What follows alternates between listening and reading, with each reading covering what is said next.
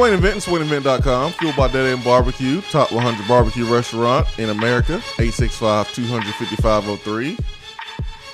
Be Dry Waterproofing Hotline. Ben McKee, Jason Swain here with you, taking you from 7 a.m. to 10. It is 4 minutes past the top of the hour on a beautiful Thursday morning here in East Tennessee. I have mixed feelings about the game. Mixed feelings about the game. On one hand, I am happy, extremely happy about the win over Ole Miss. A basketball team that was feisty, an atmosphere that was rowdy, loud in the basketball game, gave the team a ton of energy. On the other hand, I'm a little worried. I'm a little nervous. Not because of Kentucky this weekend. I can care less about Kentucky games. I'm talking about tournament play. I'm a little nervous. Ben, good morning, my friend. How you feeling? Good morning, individual. I am feeling great this morning because I am on the right side of the ground, so that is always a good way to look at things. But aside from swerving like Mario Kart on I-40 this morning to avoid all the potholes, I made it here safely, and I am ready to talk about Tennessee basketball because, like you, I have mixed feelings about last night. As of today, I am not picking Tennessee to win the national championship on my bracket, and I think a lot will have to change over the next 3 games against Kentucky on Saturday, Mississippi State on Tuesday, and Auburn next Saturday, and then as well as how Tennessee performs in the SEC tournament for me to get back to that point. Because about a month ago, I was at that point to where if the season had ended at that point and we were filling out our brackets, I would have picked Tennessee to go all the way because I thought Tennessee was the best team in the country, and I still think Tennessee is capable of winning an SEC championship and a national championship, but there are some concerning trends with this basketball team, and it is very worrisome. I know you say that you're not worried about the Kentucky game, and I understand that because tournament play is much more important than this upcoming game on Saturday, but just because it's a rivalry game and Tennessee still struggled at times on defense last night, I am worried about that game. Yeah, I'm thinking big picture. And a win or a loss to Kentucky, big picture just doesn't matter to me. I remember Konzo's team that really struggled during the regular season with putting teams away that they should put away, playing the way they should play. They lost some games they just shouldn't have lost. A lot of NBA talent, a lot of professional basketball talent on their basketball team, and they played down the competition. And it's why Konzo was criticized. I'm not going to sit here and say that Konzo did not deserve criticism. It was just the way he was criticized that was disrespectful to me. But his teams did not play the way they should. Well, that team went all the way to the Sweet 16 and had a chance to go to the Elite Eight if it wasn't for a bad charge call on Jardel Stokes against Michigan there in 2014. This team is built to make that same run and even go further. It can happen. But right now, we can't guard penetration from the perimeter. We overhelp when the ball is on the same side drives, and allow guys to have wide open 3-point shots, and they hit them. That is something we need to fix. Some very encouraging things, though, is Grant Williams played like the SEC Player of the Year and made a big-time play in the most crucial time of the game. It was good to see Jordan Bowden hit his shot, his mid-range jumper. That was a pressure-packed shot. It was a difficult shot to make. I mean, I liked what Kermit Davis said after the game, talking about not only the Grant Williams shot, but also the Jordan Bowden shot. He said Ole Miss defended it perfectly. The shot just went in, and sometimes that happens. And it was cool to see, even though Jordan Bowden struggled for a fourth straight game, he was still able to shoot that shot with confidence, and he didn't hesitate. And I think that goes to show kind of when Jordan Bowden is struggling and when he's not struggling, it's simply a confidence thing. At least it is in my opinion, because when he is struggling, he hesitates before he shoots the basketball. But when he's clicking and he's dropping 20 and really on fire, as soon as he catches the ball, the shot's going up. I mean, he shot 1 3 and the ball was all the way in the rim, all the way. I mean, I don't know how that one did not go down. Yeah, it just didn't go through the net. But his elbow was tucked in. I mean, he did a great job of his follow through. He was squared to the basket. I mean, it was a great shot. Mm-hmm. And that's all you can do if you are a shooter is carry out your fundamentals and your shooting technique the way that you carry out when you're shooting 100 shots a day or 250 shots a day, or you have to make 400 makes in a week. That's all you can do. And when you mess up is when the elbow gets out, when you're leaning, when you're not following through, like Admiral Schofield in his free throw last night. Which one? There were 2 that he missed. Well, it was one where he had poor form and he did not follow through and he was walking backwards before the ball. Mm-hmm. That's poor technique. The other one was just long and on line. But there was one of Admiral's 3 free throws where he was basically walking backwards before the ball hit the rim, and that's what I'm talking about. A little too cocky in that moment. A little too confident. That's when you need to make an adjustment and make sure you stay at the line and follow through with your shot. Jordan shot that ball perfectly. It just didn't go in. You just keep shooting, man, and that's what he did when the game was on the line. He kept shooting. It was a perfect shot, and it hit the bottom of the nets.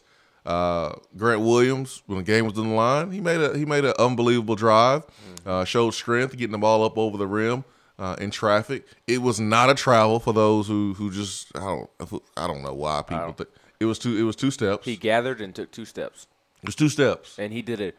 I mean, he came close to having that 3rd step in there, but he did a great job of really extending and almost like doing lunges in the gym. He was extending so far out with his legs. It was a beautiful play. High school basketball players can get to the rim off 1 dribble from the 3-point line. High school basketball players. College basketball players get to the basket in 1 dribble in their sleep. Mm-hmm. Grant Williams took 2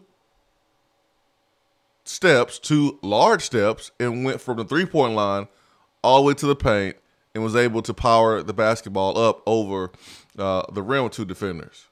It was 2 steps, and it's really not that hard to see.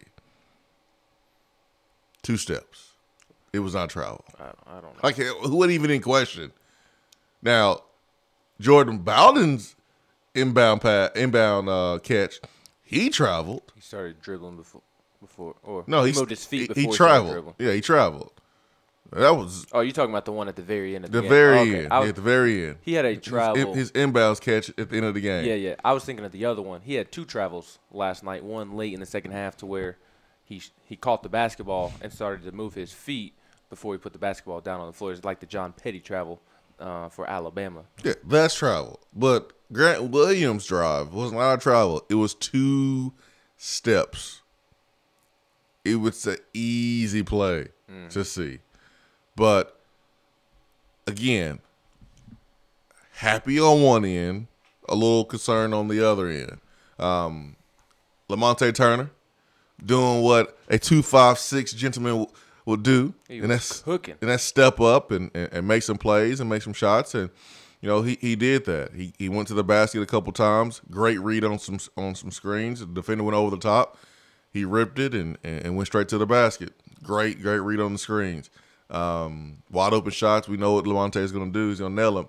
He did a really good job. Him and Grant did a great job. Great job last night. But there's still concerns. There's still concerns for sure. Still concerns. But this team is still built to be able to do some special things at the end of the season. 865-255-03, B-Dry Waterproofing Hotline. You know, I feel bad for Ole Miss point guard. I do. Which one? They got about 3 of them. I know. And Tyree. And they all giving us buckets. Terrence Davis. Brand Tyree. Schuler. I feel bad for Tyree. Why? Because he got he was the one that was the victim of the Tinder incident down in Gainesville, if you'll remember, from a couple of weeks ago. I don't feel bad for him because of that. Hey, man, you shooting your shot. Sometimes you miss. Sometimes you make it. And sometimes you get exposed. There's nothing wrong with that. You shouldn't be ashamed as a single man trying to shoot your shot. No, not at all. Why should he be made fun of because he was trying to shoot his shot, man? You better shoot that shot. The only reason that I would feel bad for him is if, like, a Florida fan had made that and was acting as if he were Brian Tyree with the intent to post those messages on social media and use it as quote unquote friendly fire. Yeah, I would feel bad for him then if he did not try to holler at a female. He's a single man. That's what you're supposed to do. That's what you're supposed to do. Oh man, he got rejected. You're supposed to get rejected if you shoot. If you go to the club and you go and say, "Hey, what's going on? My name is Tyree. I'm on the basketball team. What's your number?" And you pick out 10 nice-looking ladies. And all 9 says no, but the one says yes. Did you have a good night, yes or no? The answer is yes. You had a good night. You got a number, man.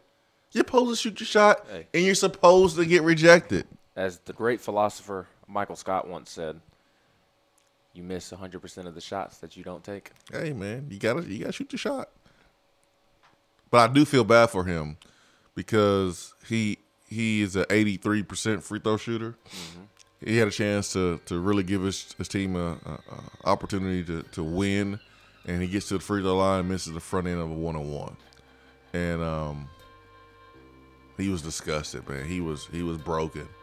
He really was, man. That basketball team has emotionally went through a lot in the last week. Mm-hmm. I couldn't imagine going through what they went through in the last week, having racists march around our campus, and the feeling that you may have being an athlete on that campus, making a statement, showing the world that that's not acceptable here. You play one of the top teams in the country at home. The crowd's backing you up. You're playing well enough to win. You get to the free throw line, up 1 with 17 seconds to go, and you miss it. I mean, I feel bad for them. I really do. I have to tip my cap to Ole Miss players. They play hard. They play well. But those fans, you're stupid. Why would you throw stuff on your own court? That's just dumb.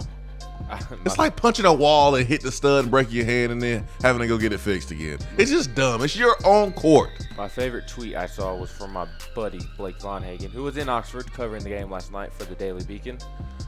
He tweeted out that a fan threw a T-shirt at DJ Burns, and DJ caught it, smiled at him, and walked into the locker room with the T-shirt, took it home with him. Attaboy, DJ. Yeah, I guarantee you that got under the skin of whichever Ole Miss fan threw that T-shirt. All you're doing is making it harder for your own fans to have to clean up the stadium. I mean, the call, was it controversial? Yes. Which one? Exactly. The one at the end. We'll talk about it. The Admiral charge that was the correct call? There's a couple calls at the end that was controversial. And we'll discuss it after we take our first break of the day. Swain Event, fueled by Dead End BBQ.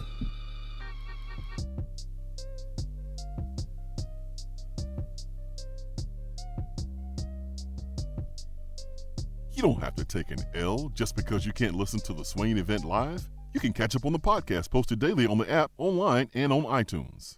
Top 100 barbecue restaurant Dead End BBQ has a new slew of daily specials for the fall. Enjoy a different special meal every day, like the smokehouse stew, barbecue cheddar meatloaf, or the smoked turkey and dressing, which includes sliced smoked turkey and cornbread dressing paired with sauteed Brussels sprouts, mashed potatoes, and a side of turkey gravy. While Dead End offers a different specialty meal each day, you can get their hillbilly chili every day. There is always something new at Dead End BBQ. Located off of Sutherland Avenue, Dead End BBQ. The fall flavor search is over. Do you want a custom themed tumbler or bottle to show off your team spirit every day of the week? Well, look no further than Game Time Sidekicks. Every design has you, the fan, in mind. Their tumblers and bottles are double-walled, vacuum-insulated stainless steel, and their quality is second to none in the market. From stainless steel sippy cups to tumblers and sports bottles, Game Time Sidekicks offers something for the fan of all ages to rep their team with. They have many different logo options, so fans will have something they are proud to carry around all the time. Use promo code SWAIN at checkout to get 20% off of your entire purchase at GameTimeSidekicks.com. They also offer $5 flat rate shipping. Be sure to check out the Game Time Workshop on the website and customize your tumbler to make it one of a kind with things like your nickname, number, or initials. Game Time Sidekicks. Show your colors and carry your team. While the other guys are taking guesses, the Swain Event is taking you behind the scenes and in the huddle every morning from 7 till 10 right here. Are you looking to buy, sell, or invest in real estate? If so, then call me, Jennifer Morris with Keller Williams Realty. I take a no-nonsense approach to the real estate transaction. No fluff, just facts. Having lived and worked in the Knoxville area for 19 years, I am very familiar with the local real estate landscape and am ready to help you get the most money for your property with the least amount of hassle in the shortest amount of time. No one likes for their home to sit on the market for months at a time. If a straightforward approach to your real estate needs is what you prefer, then give me a call. Jennifer Morris with Keller Williams Realty at 865-694-5904 or email me at jennifermorris865@gmail.com. You're driving home, flashing blue lights in your rearview mirror. You pull over, step out of your car, and the next thing you know, you're being arrested for driving under the influence. Now what do? We all should be responsible. But remember, just because you're arrested doesn't mean you're guilty. Call criminal defense and DUI attorney Marcos Garza at 865-540-8300. The investigative teams at the Garza Law Firm know the justice system inside and out. They utilize cutting-edge technologies and investigative methods to prepare your specific case. Before you plead guilty to any criminal charges, call criminal defense and DUI attorney Marcos Garza. Put his number in your phone right now, 865-540-8300, because you never know when you or a friend will need it. Don't say guilty. Say Garza. 865-540-8300. 865-540-8300 and GarzaLaw.com. You're listening to the Swain Event. And you know this, man?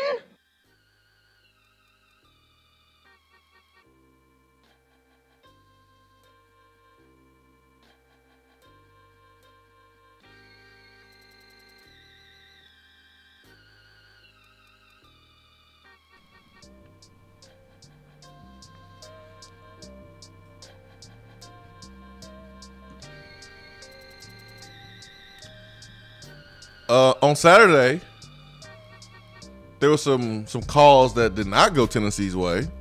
That was very questionable. Last night, some calls went in the favor of Tennessee,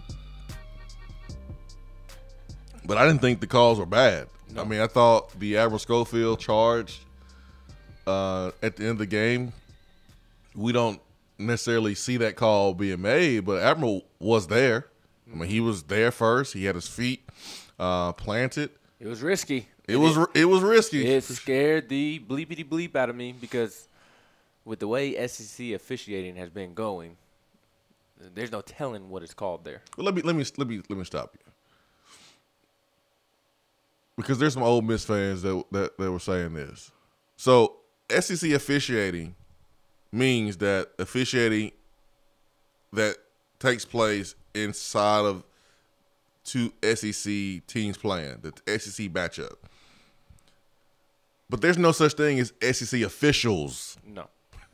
like these fake basketball fans from Ole Miss. oh, man, these SEC officials are bad. Oh, these SEC officials.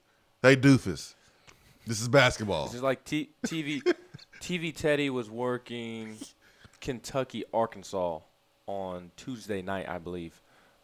You will see him do other games this week outside of the SEC. Yeah, Pat Adams will be in the ACC or in the Big Ten.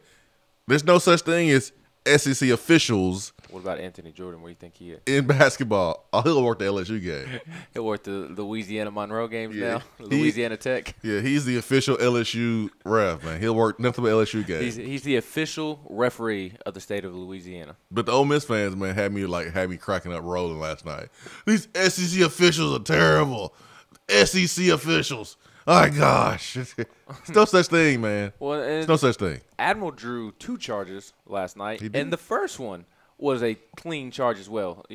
In live action, it did look like he maybe got there a little bit late, but when it showed it on the replay, he got there in time. He was set. He wasn't moving. He was out of the restricted area. It was a great play by Admiral, and Kermit Davis did not like that call. I didn't realize Kermit Davis complained that much. All game. All game, and I was like, okay, maybe it's because, Tennessee's number 7, and that'd be a big win for Kermit Davis in year 1, 20th win of the season for Ole Miss, and they're trying to get a top 4 seed. And so, I understand being a little bit more on the edge, but I didn't realize Kermit complained that much. And it's not like, he's complaining about things he should be complaining about. He was complaining about calls that were called correctly. Yeah. Like that Admiral charge, the first one. That one and Brennan Tyree trying to dribble the ball between 2-3 Tennessee players, and they knocked it out of his hand.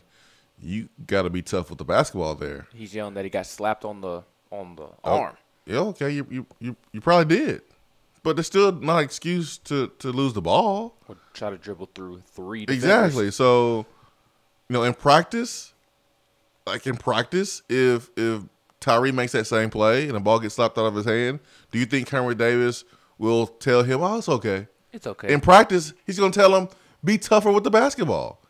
Ole Miss player got scratched. No one called a foul there. You're not going to get every single call. So I'm surprised he didn't get a tech earlier. And Pat Adams told him. I saw Pat Adams bucked up to him and was like, hey, man, this your warning. And Kermit Davis was like, okay. Kermit Davis walked away. And the assistants were like, all right, we got him. Yeah. I saw that too. One more again, and you don't get it. That was late in the game, too. Yeah. Kermit Davis back down. Do it again. Say it again. Say it. Say it with your chest. Pat Adams did a pinky on Kermit Davis. Say it again. Say one more thing. Do what? What you say, Kermit? Say it again.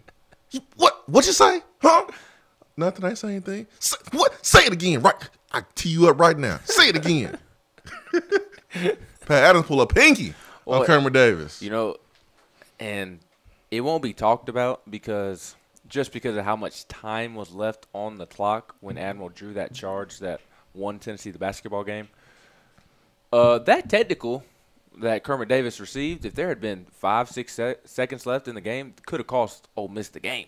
I was surprised for a veteran coach how he lost his composure that situation. It was a great jacket. Oh, it was a great A+ jacket toss. It was jacket spike. But in that situation, you got to know better as a veteran coach. I know Grant missed the first one and made the second one, but that could have cost your team the game if there's more seconds left on the clock. Better spike, Kermit Davis of the jersey or Robert Gronkowski? I'll go Gronk because Kermit Davis, it was more of a toss rather than a spike. He just kind of threw it, whereas Gronk actually spikes it. But Sweatier coach, Kermit Davis or Bruce Pearl? Bruce Pearl. Because at least with Kermit, he had some dry spots on there. Bruce, there are no dry spots. Now, I wouldn't staring at Kermit Davis's butt or anything. Let me finish my point. I wasn't staring at his butt. But, dude, the top of his pants was wet too. Ugh. I could have gone without that visual. He was drenched. He was sweaty. I didn't notice the butt sweat action, but I did notice his light blue shirt was not light blue following the game except for a spot. When does Auburn play again? I don't know who's the sweatiest coach. Well, I know Bruce was sweating last night, almost losing to 1-13 in conference play Georgia.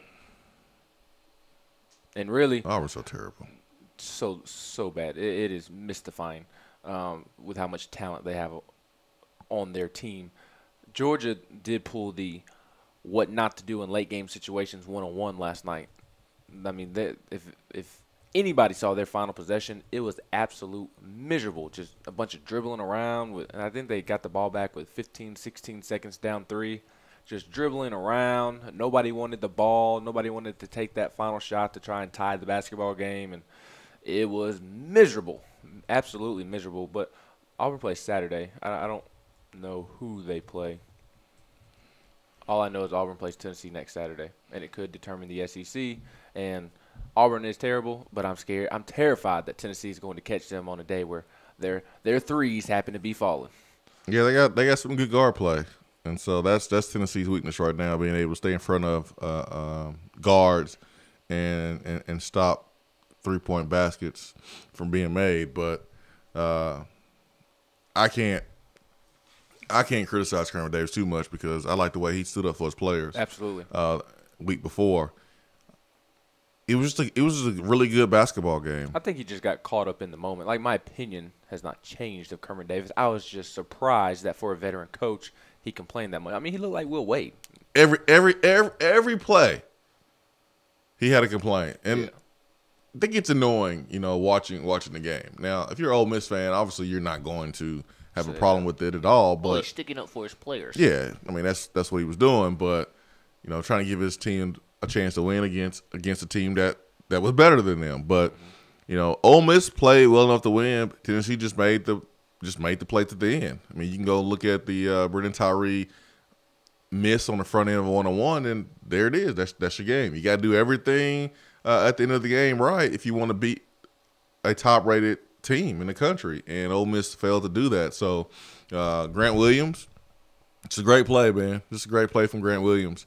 That's why he is the reigning SEC Player of the Year, and he has a chance to be the same this year. I don't know if he's going to be SEC Player of the Year. I think this weekend's game will determine that. I was thinking that this morning on my way over here because Grant Williams is still the front runner, but it's very close, at least going into last night, because P.J. Washington has scored 20 points in, I believe, 10, 11 straight games. I mean, P.J. Washington has been absolutely balling the last month and a half, and he has closed the gap compared to where Grant Williams and P.J. Washington were in the race for the SEC Player of the Year at the beginning of conference play. But last night might have sealed the deal for Grant winning that award because Grant was a magician on the defensive end in the second half. I mean, he had 2 or 3 blocked shots. He was tipping passes. He was rebounding the basketball on the defensive glass very well. He was all over the place. I saw him yelling out to his teammates kind of where to go, and he was truly the quarterback of the defense. And so you package that with what he was able to do on the offensive end. Grant might have won the SEC Player of the Year last night if PJ and Grant have a similar effect on Saturday's game. But I'm with you. I think Saturday's game will determine the SEC Player of the Year if one has a bigger game than the other, just because of the magnitude of the game, and it's Tennessee, Kentucky. But I thought it was funny. I don't know if you saw the quotes from some of the guys that were in Oxford last night that were covering the game, but Admiral was giving Grant a hard time about P.J. Washington. Somebody asked Grant some question pertaining to playing Kentucky on Saturday, and Admiral was walking by and overheard the question, and Admiral shouted out loud, "Hopefully we're not scared of P.J. this time." And Grant was like, "P.J.'s a very good player. I respect his game, but I'm not scared of him." So apparently Admiral has been ribbing Grant Williams about the whole P.J. Washington situation. Good, man. Challenge your teammate. This is what we need, though. We need a walk-on or someone who does not play to truly give their all for Tennessee here. This is what I'm talking about. This is what we need. The flu has been going around. Jordan Bone had it against LSU. Looks like Kyle Alexander was affected by it last night. Jalen Johnson had it against LSU as well. That's why he did not play. The last thing we need is any one of our 7 players who are in the rotation, who gets real minutes to get the flu against Kentucky. So this is what we need. We need DJ Burns. He's redshirting?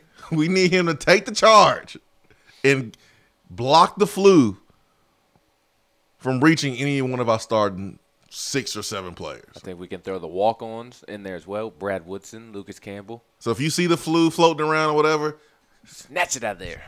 Take a charge, man. Take the hit. I want all 7 of our rotated players to wear masks in practice today. Like Eve Pons? No, I'm talking about like a doctor or a nurse in the hospital. I mean real masks over their nose and mouth, the white ones. Hospital masks. Everybody wear hospital masks except for DJ Burns because we want him to take the hit, get the flu so no one else can get the flu.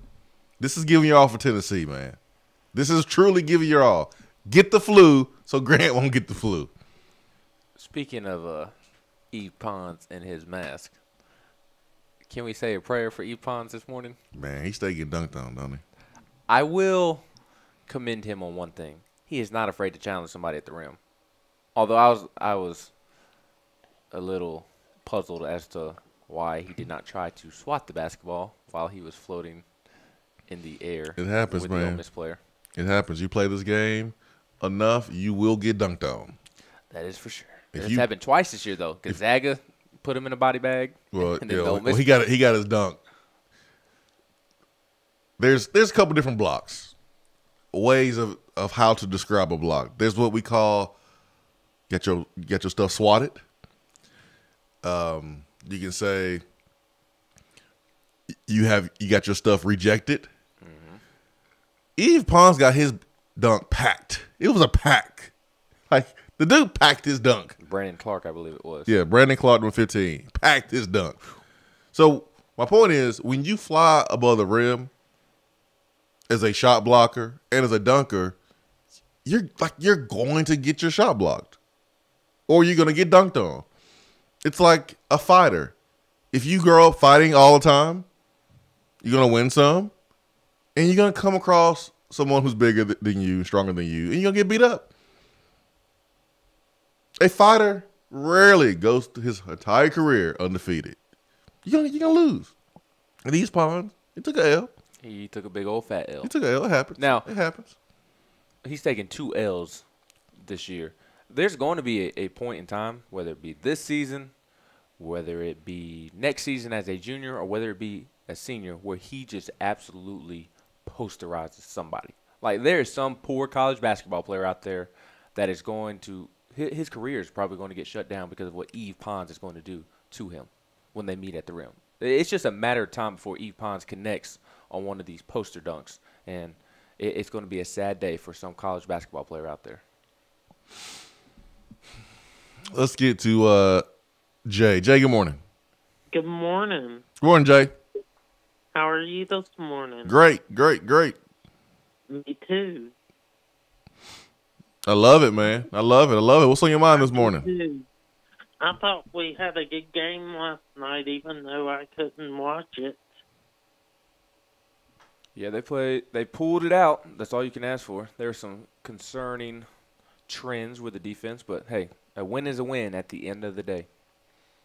Yes, it is. How are you feeling about the Kentucky game on Saturday, Jay? I think we can beat them by 3 or 4. I can see that too. I'm interested to see the line come out. I know the very early line was Tennessee was 3-point favorites at home, but I wonder if Tennessee getting demolished by Kentucky on their home court, if that changes how much we're favorites or if they're favorites. I don't know if it will or not. I don't either. It'll be interesting to see. We'll see, Jay. Thanks for the phone call. I definitely had a Teddy Bruschi moment right there. Did I say something that was inaccurate? It wasn't you, man. Jay made me have a Teddy Bruschi moment. He did. We love some Jay. We love Jay. Call back anytime, Jay. But Jay made me have a Teddy Bruschi moment. You want to know why? Do you want to know why? Well, I know why. I was like, wait, huh? What? If you don't know what I'm talking about, Teddy Bruschi moment, Google Teddy Bruschi, Stephen A. Smith talking about It was the Hunter Henry thing. Hunter Henry. Just Google that during the break. Jay said, I thought Tennessee had a good game, even though he didn't get to watch it. I'm like, huh? What? Well, why do you know they had a good game? Because they won. I'm like, what? Huh? How do you know they had a good game if you did not watch the game? Oh, man. Woo. Man. It's fun when you win. You can have fun. You can joke around because I was disgusted in the last 10 minutes of that game last night. You don't know how many times I was asked by my wife, what's wrong? What's wrong? What's wrong? You okay? What's wrong? Do you see this game I'm watching? My fiance did the same thing on Saturday. Tennessee had just lost to LSU in overtime on the most ridiculous way possible. And my fiance looked at me and said, what's wrong? Did you not just see the way Tennessee lost that basketball game? You know how hard it is to say, okay, baby, you're right in that moment? Okay, baby, you're right. What I really want to say is, get out of my face. Everybody in this house, get out of my face. Give me 30 minutes. Don't talk to me. Don't look at me. Daddy, don't ask me for nothing. I don't want to hear it. Did you see that dream? Leave me alone. Leave me alone. I need a 30-minute grace period, and then after that, I'm good. Leave me alone. I want to talk to anybody. Leave me alone. Everybody in this house, leave me alone. That's what I said, man. Leave me alone now. Did it work? No, because we won. Everything was cool, but what's wrong? Did you see that? Did you see that shot? Did you see that defense? Did you see that rebounding sequence where we didn't block out and three guys on our team in the paint was looking up at the sky instead of blocking out and Ole Miss got the offensive rebound? Did you see that? Unfortunately. Don't be asking me what's wrong. That's what's wrong. Hour one continues after this. For a replay of each day's Swain Event TV, like us on Facebook. We have all made the mistake of dropping or breaking our smartphones. See?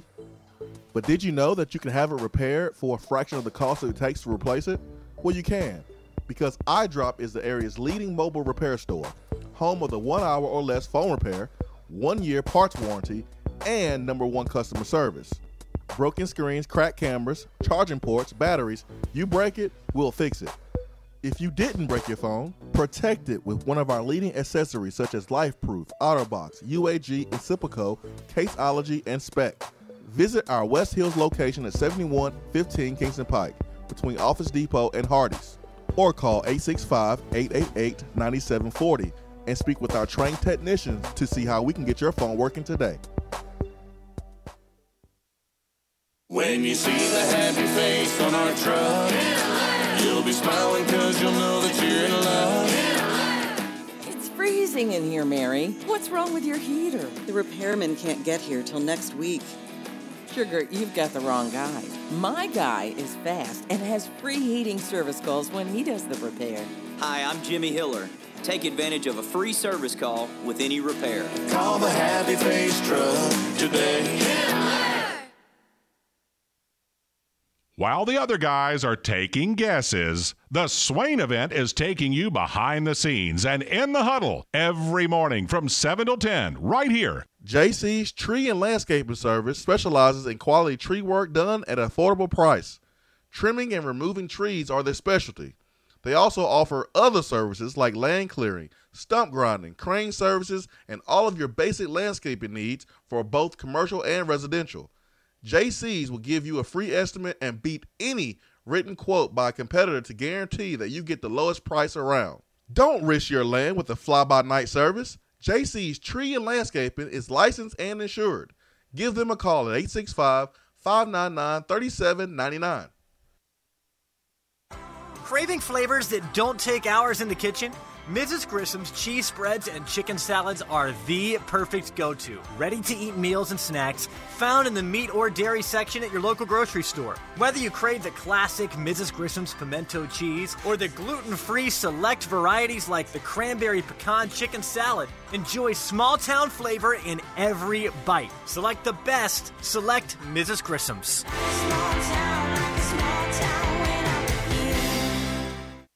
I'm Vince Moore, wide receiver, VFL 1991, and you're listening to the Swain Event.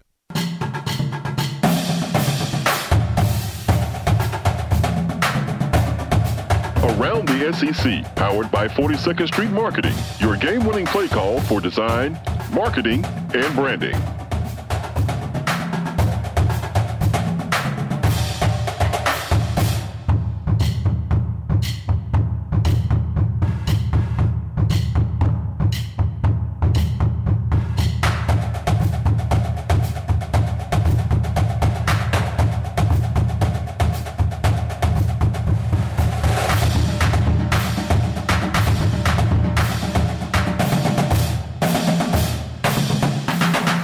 All right, it's time for Around the SEC, brought to you by 42nd Street Design. 42sd.com is the website.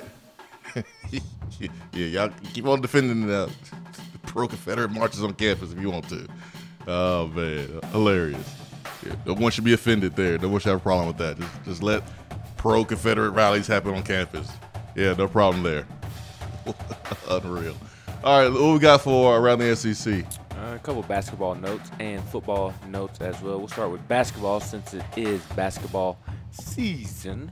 Tennessee obviously picked up a big win over Ole Miss, 73-71. I tell you what, I'm going to pick Ole Miss to go pretty far in the tournament as long as they, have a couple favorable matchups. I still believe that them going up against a good post presence such as Grant Williams will create nightmares for them because they don't have anybody that can slow down a team that has a true big man, in my opinion. But if they're going up against somebody in the tournament that does not have a post presence, I'm going to pick Ole Miss to win that game. I think Ole Miss is a very good basketball team, very well coached, and the main reason I'll probably pick Ole Miss to go far is because they can shoot free throws. I know Bree and Tyree missed the front end of that 1-and-1. This is true. But I would have to look this up and see if the numbers back it up. But I feel like you don't really see teams shoot 78% as a whole. Isn't that what they're shooting around 80% as a team from the free throw line? And I feel like it's a fairly high number. I know it leads the SEC this particular season, but I'd be interested to see where that ranks like over the last 5 to 6 to 7 years. I feel like that's on the higher end of the spectrum. But I was very impressed by Ole Miss last night because there were some troubling trends from Tennessee, but maybe part of that also had to do with Ole Miss just being a good basketball team. Go ahead. Ole Miss leads the conference in free throw percentage, 77.4. Okay. And then Tennessee is second at 76.5. Okay, so maybe it's not as absurd of a number as I thought it was, but they had several guys on their team. I believe they had 4 guys on their team that shoot over 80% from the free throw line. That is very impressive. Last night, Vanderbilt put up another ugly number. They lost to Florida, 71-55 on their home floor. They are now 0-15 in SEC play. 0-15.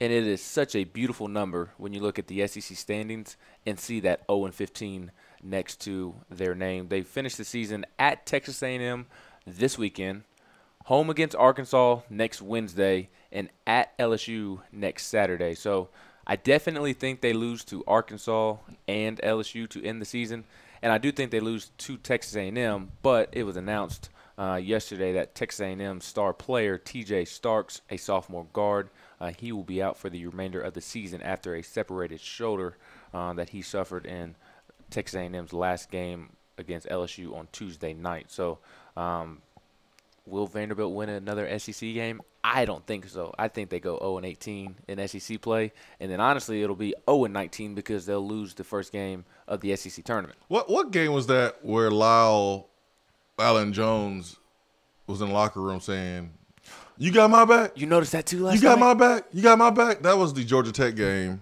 of 2017. It was the Nebraska game where Jalen Reeves-Maben was in the corner laughing. That one? That was the Music City Bowl, wasn't it? No, it was Georgia Tech. It was the first game of the season when he went, "You got my back." In the locker room. I thought it. Well, the one that Jalen Reeves-Maben and Alvin Kamara were in the corner laughing at Butch Jones' pregame speech. That was the Music City Bowl. I was thinking that the whole "You got my back" thing was that's what they were laughing at. Yeah, that was Georgia Tech game, and because they had the cameras in the locker room, and Butch was like, "You got my back, you got my back," and I was actually laughing when I saw that. I was like, "What is this, man? Like, huh?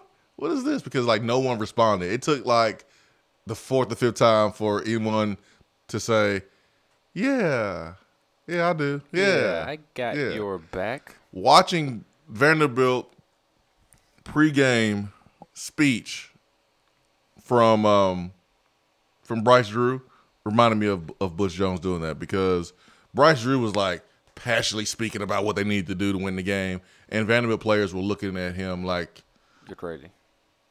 Like the Lady Vol players looking at Holly Warlick in the huddle. I mean, it looked the same.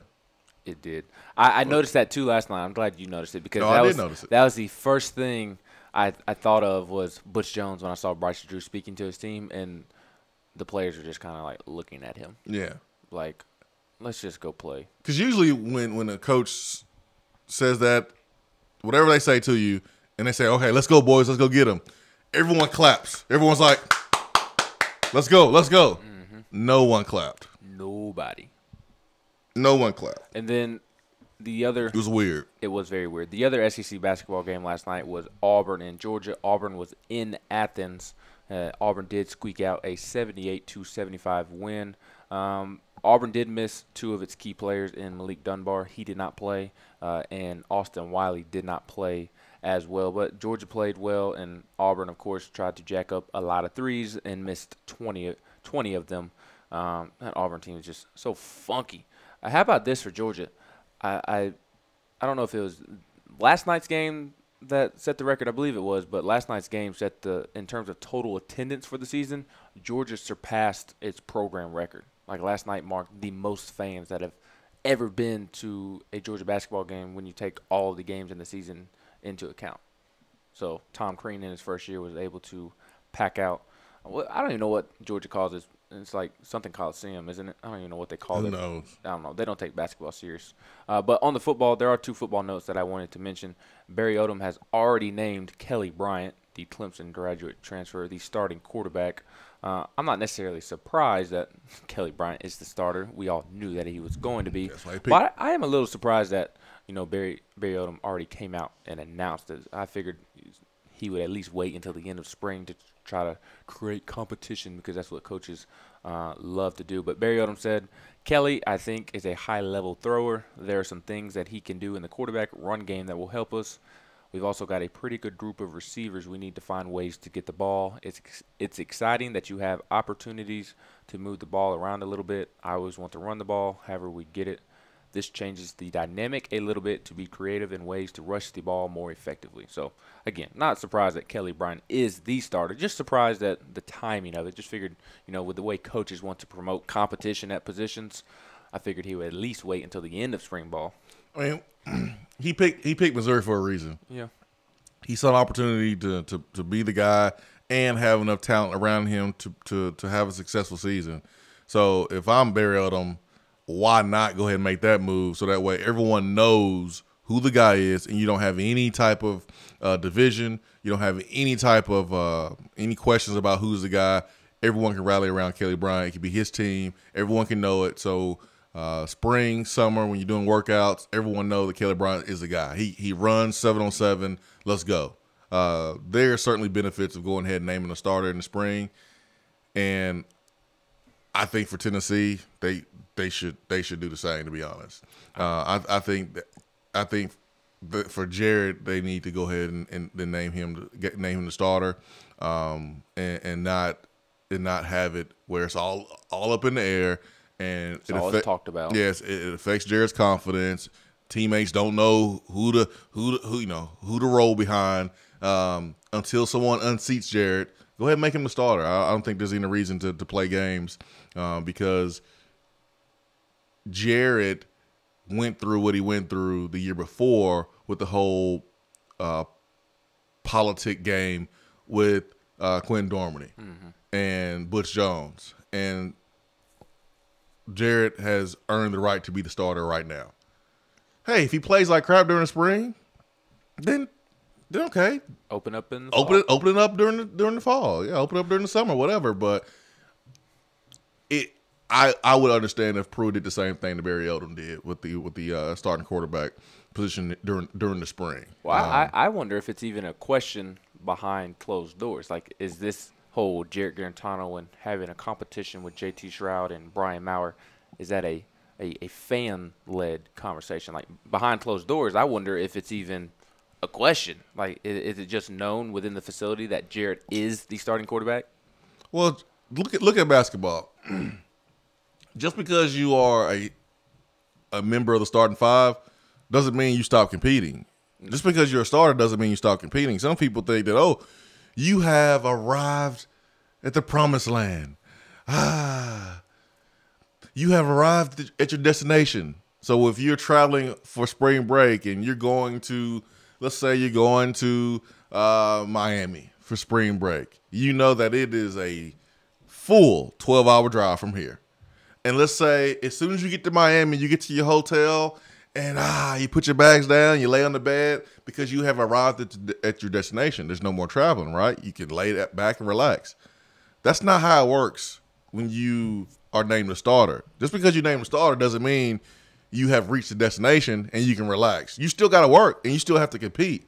So if Jared is named the starter, it doesn't mean that J.T. Stroud can't beat him out. Doesn't mean that Brian Maurer can't beat him out. Doesn't mean that Jared stops competing and stops working hard. It doesn't mean that at all. So you always compete every single day in everything that you do. So I see the benefits of Barry Odom naming Kelly Bryant the starter there. Yeah, and one last football note, and this is honestly in early for what. Johnny Manziel was banned from the CFL yesterday. First, the Montreal Alouettes released Johnny Manziel. Then the CFL prohibited any of the league's other teams from signing him. The reason for such a strong punishment remains unknown. But what are you doing to where you are banned from the CFL? Apparently, he violated terms within his contract, which considering it's Johnny Manziel, there's no telling what he did. And Johnny Manziel did tweet, "I want to thank Coach Sherman, my teammates, and the CFL fans. My time there reestablished my love for the game of football and the work that goes into it. I look forward to exploring new options within the United States. And if I am the AAF or the XFL that begins in 2020, or is it 2021, in another year or two, I am doing everything I can to sign Johnny Manziel." Because, last week we had the whole Alliance of American Football League conversation about what players would make me tune in more. Johnny Manziel is one of them. I don't necessarily like Johnny Manziel the person, but he is entertaining to watch on a football field. And if I'm not doing anything on a Saturday or Sunday, I would gladly tune in and watch him play in the AAF. Yeah, according to his Twitter, he's already eyeing playing ball in one of two leagues, the AAF or the XFL. And XFL will debut in 2020. I did see where if he did sign with the AAF, the San Antonio team would have his rights because he played college football in that area. And then if San Antonio does not want him, then all the other teams in the league are free to sign him, which I didn't know that. I didn't know that the teams had like an area of which they could, which obviously now it makes sense as to why there's so many Auburn and Alabama players on the Birmingham Iron and Tennessee players on the Memphis Express. So why is Christian Hackenberg on Memphis? I guess because it's Penn State and Memphis is closer than Birmingham? No. Well, I guess since Penn State area does not have a team, he was free to sign with any team, I guess. Dump Christian Hackenberg and sign Johnny Manziel if he's Memphis Express. Yes, although Zach Mettenberger did look good. according to the Twitter on Saturday. Yeah. Johnny Manziel, let's give him a fifth opportunity. Or a sixth opportunity. Or seventh. Well, why not, right? Hour 2 coming up.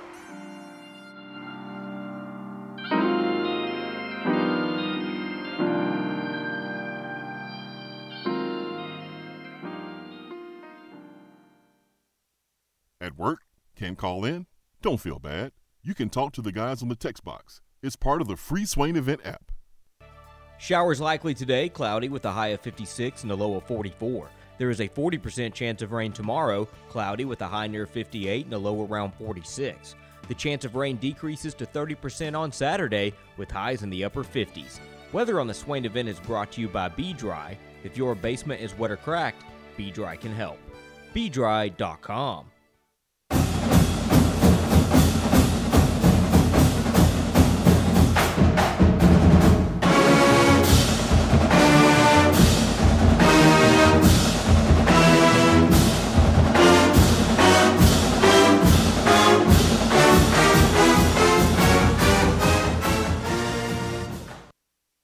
Touchdown or turnover is up next on the Swain Event.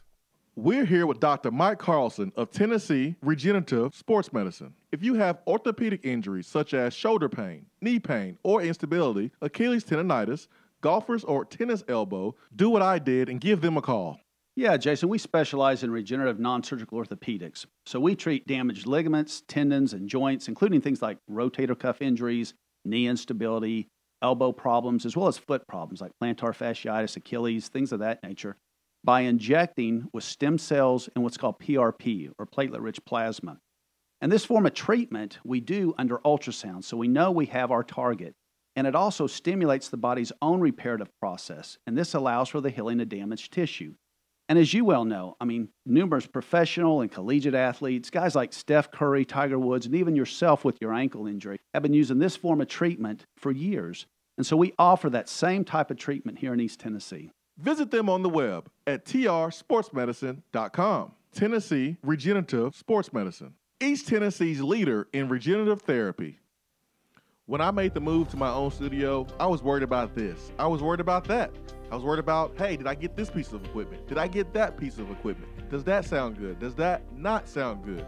One thing I didn't have to worry about, that was office furniture, because Office Furniture Outfitters met my furniture needs. With a 50,000 square foot facility, they have East Tennessee's largest selection and are the best value for new and used office furniture. Located in Knoxville, it's easy to find everything you need for your new space, including desks, file cabinets, chairs, conference tables, and more. Office Furniture Outfitters is turnkey. They came to my place, we mapped everything out that was needed, they delivered, and get this, set everything up. To learn more about what Office Furniture Outfitters can do for you, log on to ofonox.com. That's ofonox.com. Alcoa 10 Federal Credit Union, a place where you belong. Alcoa 10 Federal Credit Union has helped people save money for almost 80 years. Whether it's free checking, financing a vehicle, or purchasing that new home, Alcoa 10 is here to help you. Better rates, better service. Check them out at atfcu.com. Alcoa 10 Federal Credit Union, a place where you belong. Member NCUA.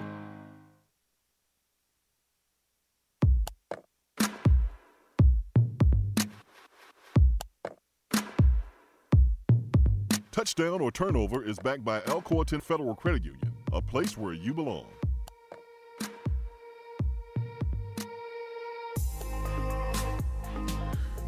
Touchdown, turnover, backed by Alcoa 10 Federal Credit Union, a place where you belong. Better rates and better service. atfcu.com is the website. Our telephone number here, the Be Dry Waterproofing Hotline, is 865-255-03. Tennessee, Kentucky this weekend. The line has not come out yet, but do we feel like Kentucky will be more than a 3.5-point favorite on the road? Will Kentucky be a favorite by 3.5 points or more on the road when this line does come out? And it should be out tomorrow at some point. comes out the day before the game. Should be in the afternoon. I think Kentucky will be a favorite by more than 3.5 points. I'm going to go turnover. I don't think Kentucky will be a favorite at all. I think Tennessee will be a 1-point, 2-point favorite simply because it's in Knoxville. I don't gamble or bet on games, so I don't know the full, lay of the land when it comes to gambling and the lines and how those are determined. But I believe that home teams automatically receive 3 points, something along those lines. So I think Tennessee will be the favorite because at the end of the day, Tennessee is still a very good basketball team, or at least has the potential to be an elite basketball team, has the potential to win a national championship, and they're playing on their home floor. I do think you have to take into consideration the revenge factor.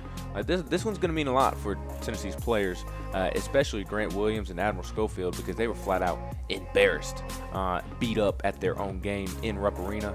Obviously, Jordan Bowden and Lamonte Turner, they had terrible games in Rupp Arena as well, so they'll want to get back on track. Kyle Alexander looked like he had never played basketball before, so I think this one is going to be a very prideful game. Tennessee's going to want to come out and not be embarrassed like they were last time. So I think you take all that into consideration, and Tennessee will be a favorite. Now, I will say this. If Reed Travis were guaranteed to play, I think Kentucky would be a favorite, a 1-point, 2-point favorite, because I think enough was shown of how dominant Reed Travis and P.J. Washington can be and how Tennessee did not have an answer for them. I think that would have been enough to make Kentucky a slight favorite. But because Reed Travis is not playing, I do think Tennessee will be a 1-point, 2-point favorite. I'm going touchdown. I think Kentucky will be a favorite. I think they will be a favorite by 3.5 points or more. When you look at how Kentucky has been playing over the last couple of weeks and how Tennessee has played over the last couple of weeks, to me it's pretty clear and cut that Kentucky should be a favorite, and I think they will be a favorite. It does not impact the outcome of the game because the players inside the white lines and the coaches on the sidelines can impact the game more than Vegas. But Vegas is in business and has been in business for a long time because they get it right more times than not. But I think Kentucky should be a favorite. And hey, man, that makes the win that much better if you are able to achieve it and pull it off. I'm really just like mesmerized by how salty Ole Miss fans are, because after the Kentucky game, our fans was not happy with the referees, and rightfully so. But I remember coming back on that Monday saying, listen, this is what Tennessee didn't do right. And before you want to talk about the referees, you have to make sure you do certain things right. And there was way too many things that we didn't do right before we can point the finger at the referees of why we lost that game. And I said this about my own team. LSU, I feel we didn't do enough things right. Now, the referees were not great in that game. We know Anthony Jordan, his ties to LSU, whatever. But Tennessee still should have won that game. Ole Miss fans, like, really? You do miss the free throw. He missed the front end of 1-on-1. You would have been up 3 if he would have made his first and second free throw. And then you would have forced Tennessee to take a 3-point shot. You probably should have won that game last night. Mm-hmm. Why are you throwing stuff on the court? It's your court. They're mad. It's your court. Why are you throwing stuff on your court? The referees did not screw you. They did not. They did not side with Tennessee at all. They didn't. Yesterday I mentioned that we know the officiating is going to be terrible last night. We know the officiating is going to be terrible against Kentucky on Saturday. I did not think the officiating was terrible last night. I didn't either. In terms of, I thought the referees did as good of a job as they could have. There weren't a lot of replay reviews like there were against LSU. There was that one at the end of the game to see if Jordan Bowden – well, I don't know what the. I don't know why. I don't know that what. one. Well, they were trying. I do because they were trying to see if there was any time left on the clock when Oh, Jordan I Bowden was talking about the traveled. the other one. There was the one before that one. Yeah, I don't remember that one. Golly, I mean it was clear as day. Oh, it was like who the ball went out of bounds on, I believe. Yeah. Yep. On Ole Miss's sideline. Yes. Yeah, I remember that one. Yeah. So, but there still weren't a whole lot of reviews. No, it wasn't. And at the end of the game, you have to go back and see if there was time left on the clock when Jordan Bowden traveled. You have to do that. But my thing is the ESPN announcers, they're like puzzled as to why they were reviewing a travel, and then they were like, "Oh, Pat Adams did call a travel." I was like, "Did you not see him signaling the travel when it actually happened?" Yeah, Jordan definitely traveled. Yeah, definitely, but there weren't a lot of reviews. So. Here's a controversial play.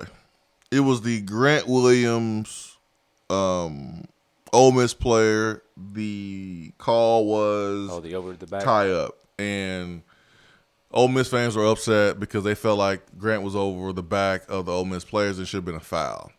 And to me that's a 50-50 call. If that call would have been made against Grant Williams, I would have not complained.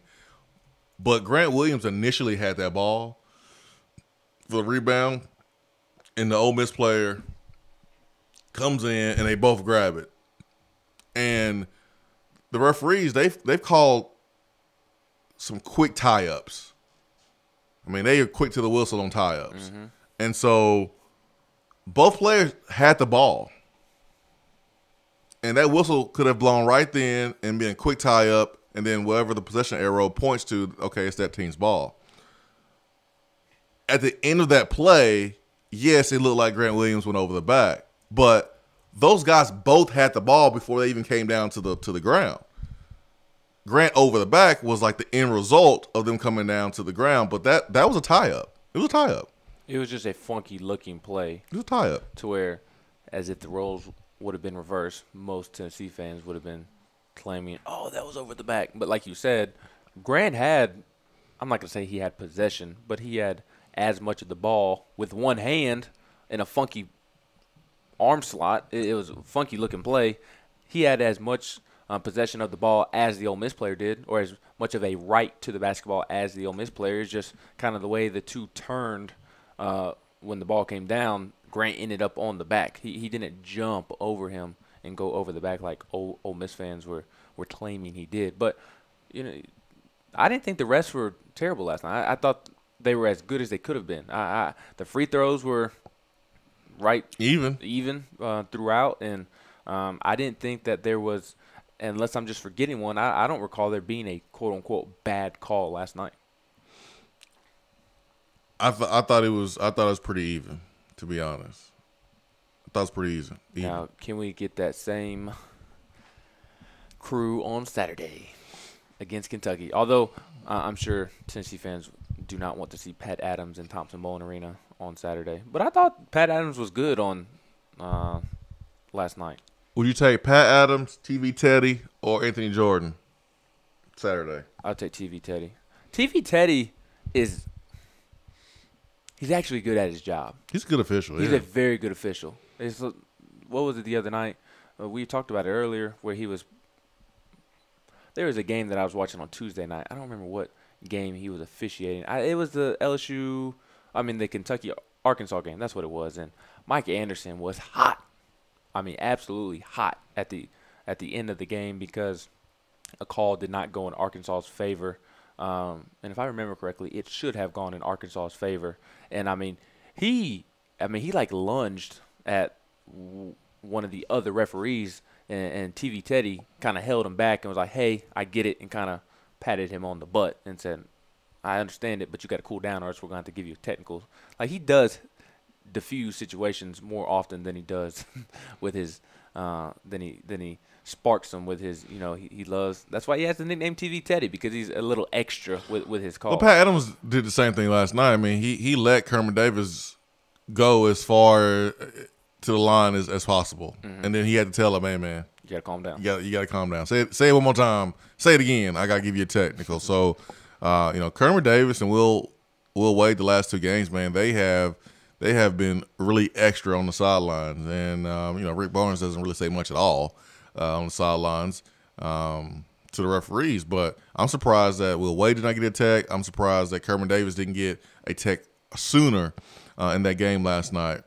I'll take TV Teddy on the call. I'll take Pat Adams on that call. I'll take the same crew from last night against Kentucky. I thought they did a pretty good job. And officiating basketball, man, that's tough. You got 3 guys, and you could call a foul every single play if you really wanted to. Every single time the ball is down the court and a half court offense, you could call a foul. Mm-hmm. Whereas football refs, if you like the head ref, which they're behind the offense, I'm not sure the name on the ref that stands right behind the defense. I'm not sure though the name of that ref. But there's not the back judge. It might be the back judge. I'm not sure.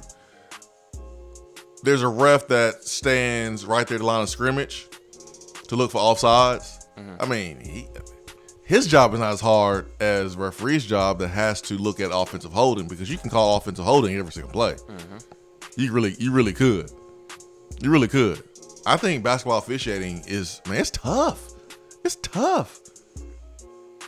That's not easy. There's so much to look for. There was the clip of the Kentucky player, I believe it was Keldon Johnson, shuffling his feet against Arkansas the other night. And man, like, it was a clear travel, but if you go back and look, the referee was also not only having to watch for that, but was also having to watch in the paint, in the post, for any fouls in that area of the floor. So I don't know how you fix it, but basketball referees are just looking for so much at once, and they're going to miss things. Whereas football, there's almost like an official for each part of the field. Mm-hmm. Where basketball is not the case. Yeah, I mean, it's not easy, man. It's not easy. I couldn't do the job. I thought they did a pretty good job yesterday, and I'm not saying that because Tennessee won. Because if you listen to the show, you know me. I don't care, man. I'm calling it what it is. Call a spade. But the only call I would say, I don't know, maybe be the charge at the end of the game. You don't make that call at the end of the game. But there's a lot of contact. When you have plays like that, there's a lot of contact. You got to call one way or the other, and Admiral was there. So, I mean, if you want to complain about that call, Ole Miss fans, I would be hesitant to complain about it, because technically Admiral was there. It was a charge. Hour 2 continues. Swain Event.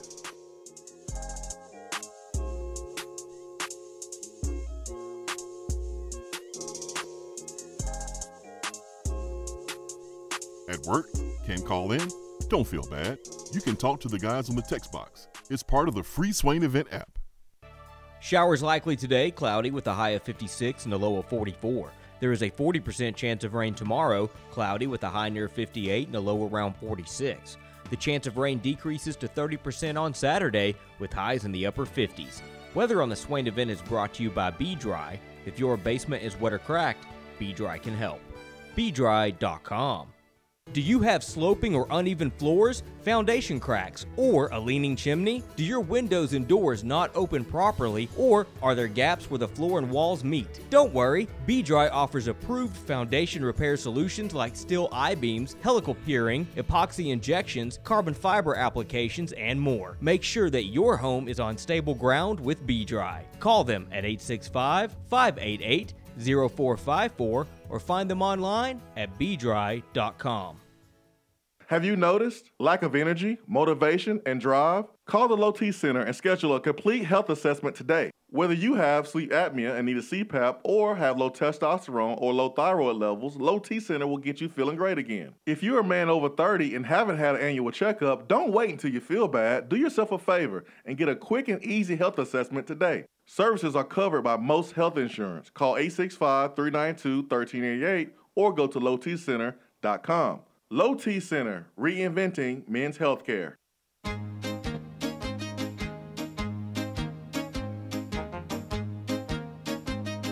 Up goes your car insurance. Nobody likes surprises, so switch to Erie Rate Lock. Get a great rate that stays that way even after an accident, ticket, or inflation. In fact, it's locked until you change a car, driver, or your address. Your Erie agent in Knoxville is InsureFit RM. Get a quote at 865-684-4900. That's 865-684-4900. Erie Rate Lock does not guarantee continued insurance coverage and is not available in all states. I just wanted to come by and congratulate you on the great work you've been doing. I like your style. You remind me of a young me. Failure is not an option. That boy is good. Hoes, remind yourself, nobody built like you. You design yourself. Attaboy.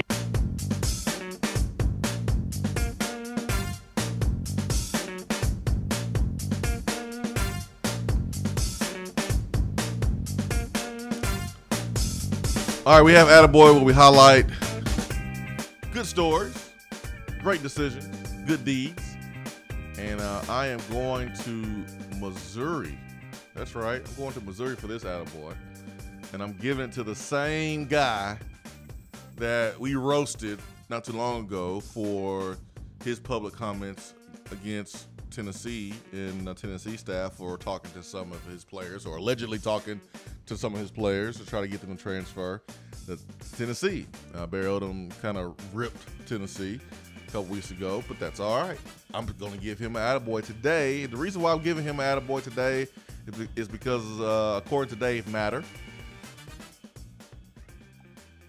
Barry Odom and Mizzou, for new spring practice media policies, will allow all practices to be open to the media and all coaches, players available for interviews at each practice. Odom says he wants media to have the access to tell the stories of his players.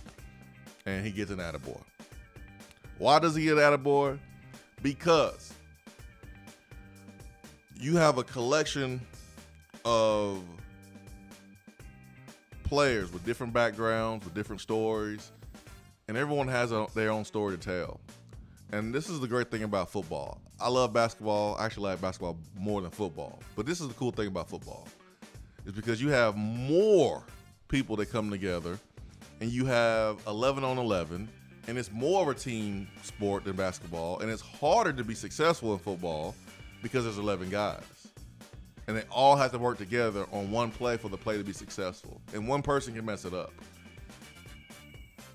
You have players that come from backgrounds where they're super religious, ultra religious, and the first time they get to campus, the first cuss word shocks them, or the sign of, or any sight of alcohol or drugs shocks them, and they have to maneuver their way through college for the next 3 or 4 years with that temptation or that around them. You have some people that enter college and their parents smoke weed, so they don't think it's a big deal at all.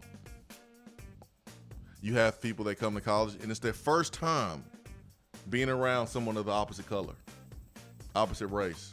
First time, because they've lived in this bubble in a small town where it was predominantly white or black or whatever, and then they get to college and whoa, culture shock.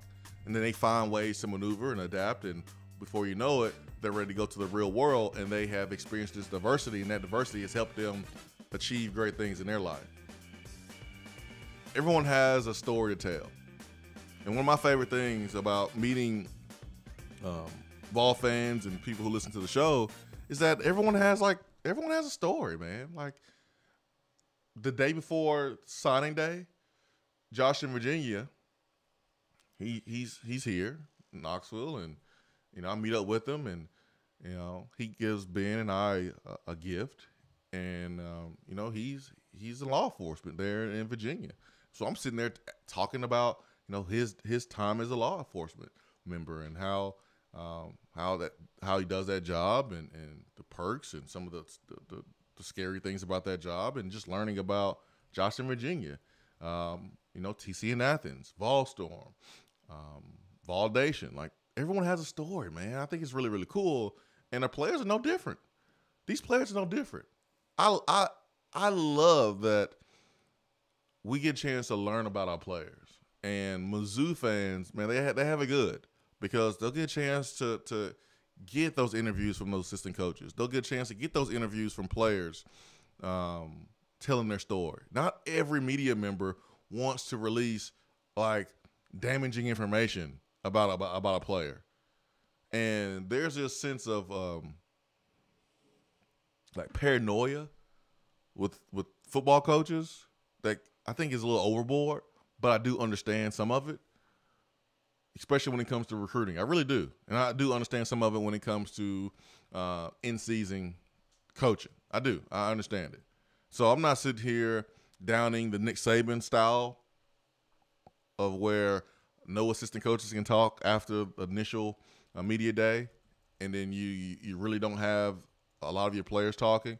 I'm not downing it because I do understand it. I do respect that. I do respect the way Jimbo Fisher does things. I do respect the way Jeremy Pruitt does things. I respect it. It's their right to do that, and I do understand their reasoning.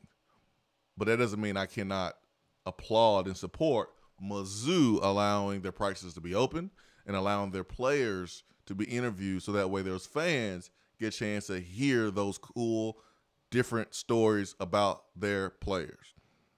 You look at our basketball program and how open our program is. Man, we get a chance to know that Admiral Schofield is talented in more things than basketball.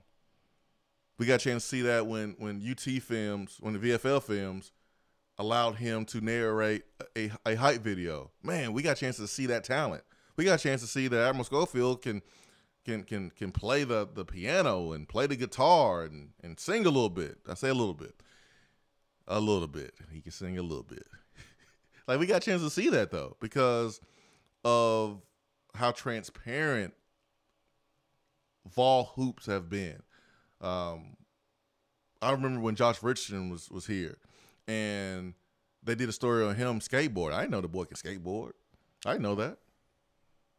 Where I'm from, brothers don't skateboard. Where I'm from. So that opened my eyes up a lot. That was cool. Like, I ain't know brother skateboard. You know, John Kelly, learned about him skateboarding there in, Oak Park, Michigan. I didn't know that. So we learn things about our players because we only get a short window of their life, them being on campus. Mm-hmm. We get 4 to maybe 5 years to learn as much as we can about someone who's given their all for Tennessee. We get 4 to 5 years to learn about someone. And I want to know more about our players. I do. I don't want to just know our players by number. So I give Barry Odoms and Mizzou props for allowing this. Barry Odom definitely deserves an attaboy. I wish the paranoia in college football wasn't the way it is. It would be cool to see Tennessee fans as connected to Tennessee's football players as they are with the basketball team, because I definitely think Tennessee fans are more connected to Admiral Schofield, more connected to Grant Williams than just about everybody on that football team except for Juwan Jennings. Juwan Jennings is, he could put a statue up right now on campus and everybody would take pictures of it with it all day long. But aside from Juwan Jennings, I don't think Tennessee fans have the same connection with anybody on the football team as they do Grant Williams or Admiral Schofield. Maybe Trey Smith. Trey Smith is a big-time player, and he's going through a lot right now. But I think part of that is, like you were saying, is that Tennessee basketball does a great job of opening its doors to the media and allowing them to share their stories. And heck, Tom Sakoyak was even kind enough to let Mike Wilson write a tremendous story on him and, everything that he's gone through the last 6 months with needing a new organ and things of that nature. With Tennessee football, you don't get that. You get, unfortunately, when it comes to interviewing players, we don't get the Admiral Schofields or the Grant Williams or the Jordan Bowdens or the Kyle Alexanders. We get the football players that rarely say anything. They put the football players up there that are going to say very few words. And that's okay. And in the grand scheme of things, at least they're not saying things that will end up being bulletin board material. But it would have been nice to have gotten more out of Micah Abernathy as a senior. He has a story to tell with his family. But we only got one story from Rucker, who did an amazing job, and that was really it, man. On what? On Micah and his family history. Right, but that's what I'm saying. Yeah, that was one story. Right. It would have been nice to have more, though. Yeah, but I understand. Here's why I understand. You got much more. Let me say this again. You have more players inside your program. And so it's harder to police 85 guys, 30 guys, 45 guys, where in basketball, you got what, 12, 13? I get it, but it's also, in my opinion, it's more about an access thing as well, because there are tremendous stories on that football team that aren't being told because they're not allowed to talk to the media. But there are great stories on that football team that won't be told over the course of their 3, 4, 5-year career because they may never speak with the media. And look, I get it. I'm not going to knock Jeremy Pruitt or any coach for kind of locking up the doors and having a strict media policy. I get it. I really do. But I do wish it was different, and it did have more of the approach that basketball teams across college basketball have. I mean, even a school like Kentucky, has a fairly open door policy with its media. I think football information getting out can hurt a program more than it hurts basketball. Because number one, recruiting. Mm-hmm. Basketball, come on, man. Everyone knows who the good player is. You're not gonna, find some player that no one knows about. You got AAU. You got coaches sitting there right there in front row. Like, everyone knows all the good players. Okay.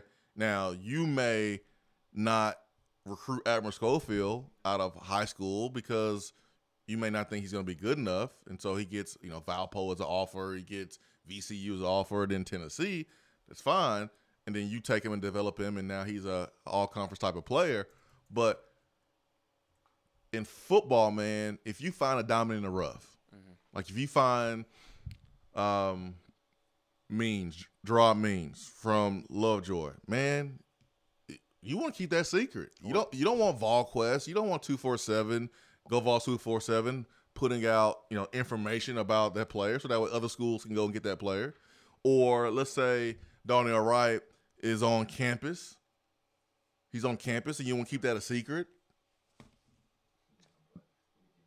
You don't want the information out so that way another school can come in and recruit that player, and then you lose that player. So I understand sometimes you got to be secretive, or injury report. You got to be man. You don't want to have everyone at practice reporting on a player that is limping severely or not at practice or getting hurt at practice, because then that information gets out. It helps the opposing team prepare for your team. No, I agree with being strict in terms of everything you just laid out with the recruiting and the injuries, although the NFL does just fine with an injury report. And I think that would prevent situations like Butch Jones trying out Justin Worley without a shoulder, looking like a scarecrow in practice just to deceive people. You can't do injury reports at college, though. Why not? It's too much for the coaches to have to worry about anyways. I guess so. But I'm more talking about like just making players available to the media. Yeah. That's kind of what I'm talking about, that I wish there was more of, because then their stories would be told. I understand the whole, you don't want Alabama knowing that Darnell Wright is coming to take a visit. You don't want Florida State realizing that Tennessee offered Jordan Young, the receiver from 2 years ago. I get that. Yeah. And I do somewhat get the whole injury report thing. I'm just talking about making players more available to the local media, because that's when the stories are told. And look, Micah Abernathy represented Tennessee well. Balin Buchanan represents Tennessee very well. They're not like, they don't give the media anything, and Tennessee trots those guys out because of that reason. Here's a point that will line up with yours. It's a shame that a controversial Netflix series does a better job of telling Emmett Gooden's story than us. Yep. I'll say that. Yeah. I'll say that. Because Emmett Gooden has an amazing story. He has an amazing story. And we should be the one who tell it, not Netflix series. Correct. I will say that. No, I'm with you on that. And that's really all that I'm saying, because college football is such a cutthroat game. There's so much to worry about, and that's where the paranoia stems from. I am a fan of the players' stories being told, and I will always stand for that, because it can do so much for their career. But I also understand, like, one bad apple in the media can ruin it for everybody, because I'll go ahead and tell you, out of the media members I know, there's nobody looking to, kill a player or just tell a bad story about them or anything like that. Like, all the media members in Knoxville that I know of, they really want to share the players' stories, not paint them in a bad light. But it does take just one sour, bad apple coming along and not caring about that. That ruins it for everybody. When ESPN told Josh Jacobs' story, it made me a Josh Jacobs fan. Exactly. And so we got plenty of players on our team that have been through stuff like that. And I think it helps our players become more marketable. Mm-hmm. I think it actually helps us in recruiting to say, hey man, you come to Tennessee, we're gonna promote you. That's why Notre Dame continues to do a really good job in recruiting, because every single game they play is on NBC, and they can use that and they can sell that. Tennessee basketball has done something this year that they can use in recruiting. Man, look how much we put our players out there. Where sometimes football coaches, man, they shield their players like a freaking newborn baby sometimes. And it's like, man, let the world know their story. And another aspect, I like for a guy like Jawan Jennings or guys, Marquez Callaway. Now, Marquez talks to the media a good bit. Josh Palmer does as well. But these guys that have a chance to play in the NFL, you are hurting them long term by shielding them from the media in college, because the NFL, they're just going to get thrown to the wolves, and they need as much media practice as possible, in my opinion, because it'll help them deal with that when they get to the next level, because that is something that they will deal with on a daily basis, even in the off season. I think there's a way we can tell our player story a little bit better and still protect our program from information getting out that can hurt our program. I think we can do a better job of doing both. Let's get to the phones. And who we got there? We've got Chris and JC, and then Volstorm. Chris in JC. Chris, good morning. Hey, what's up, guys? What's up, Chris? Not to change the subject too much here, and I hate to talk about Vanderbilt. Had to get my Grey Poupon out to do that. Anyway, so quick question. Got two questions for you guys this morning. First of all, how many SEC basketball jobs do you think are going to be open, men's, at the end of the season? I've got two, maybe three. I've got Vanderbilt. I've got LSU if he gets fired due to all this court stuff. And then I've also got Auburn. Yeah, Auburn. Yeah. I don't think Bruce Pearl's going to make it. So that's the first question. Second question, what do you think the chances Steve Forbes gets a call? Man. It needs to be 100% chance. Man. I think he should be the prime person for the Auburn job, just in my opinion. Oh, man. Karma. I would hate that, too. You know what? That would be just karma working at its finest right there, because Bruce Pearl did screw Steve Forbes over. I mean, no doubt about that. And that would be interesting. I don't want to coach against Steve Forbes. I don't want to root against him because he's such a great dude. And he got the short end of the stick there during that Bruce Pearl investigation. I mean, it was bad. And so he was able to bounce on his feet there at ETSU, and I don't see him not being Kermit Davis. I mean, he can be the next Kermit Davis. He does a great job coaching. He's just at a smaller school, and I think he can go to a place like Auburn or LSU and do a great job. Yeah, I agree with you. I think it's going to be 2 or 3 jobs open in the SEC next year. I don't know how LSU. I don't know how Vanderbilt's going to keep Bryce Drew. Those players don't respond to him at all. They absolutely don't. They look like they don't like him. And you look at Auburn and kind of what's going on there. Alan Green is not the AD that hired Bruce Pearl. Chuck Parsons is in trouble. You look at Will Wade, and Will Wade 100% should be on the Naismith Coach of the Year list. He should be. But because his name is being mentioned with the whole FBI investigation surrounding college basketball, you can't have his name on that list. You can't. But I could see 2 or 3 moves. I really could. And I would love to see Steve Forbes get a big opportunity. The Tennessee fan in me just doesn't want to coach against him. Nope. Because he's just so good. You know, I thought for a while before the Rick Barnes assistant started doing so, I thought there would be a chance that Forbes may get a shot with Tennessee, 5-10 years down the road. But I kind of agree with you guys. I think Barnes is going to have a lot of say in that whenever he does decide to hang it up. Yeah, I hope Barnes sets an alley-oop for one of his assistants. Rob Lanier. I hope so. Yeah, I hope so. I see 3 jobs opening. I think Bryce Drew. I think Mike Anderson at Arkansas. Ooh. And I think Billy Kennedy at Texas A&M. Those are the 3 jobs that I see opening up. And then the second tier behind that would be maybe Konzo, gone 3-12. After this year, I mean, they lost their. It's kind of like the Vanderbilt situation for me. With Bryce Drew, sure, Darius Garland was lost for the season, but that roster is still. It's not good, but it's not 0-15 bad. Like, you should have won a couple of SEC games, and Missouri's 3-12 in conference play, and I don't think that's a 3-12 team. Now, I don't think Konzo will get fired, but it wouldn't surprise me. I would be surprised if Auburn fires Bruce Pearl, just because I think I told you this at lunch yesterday.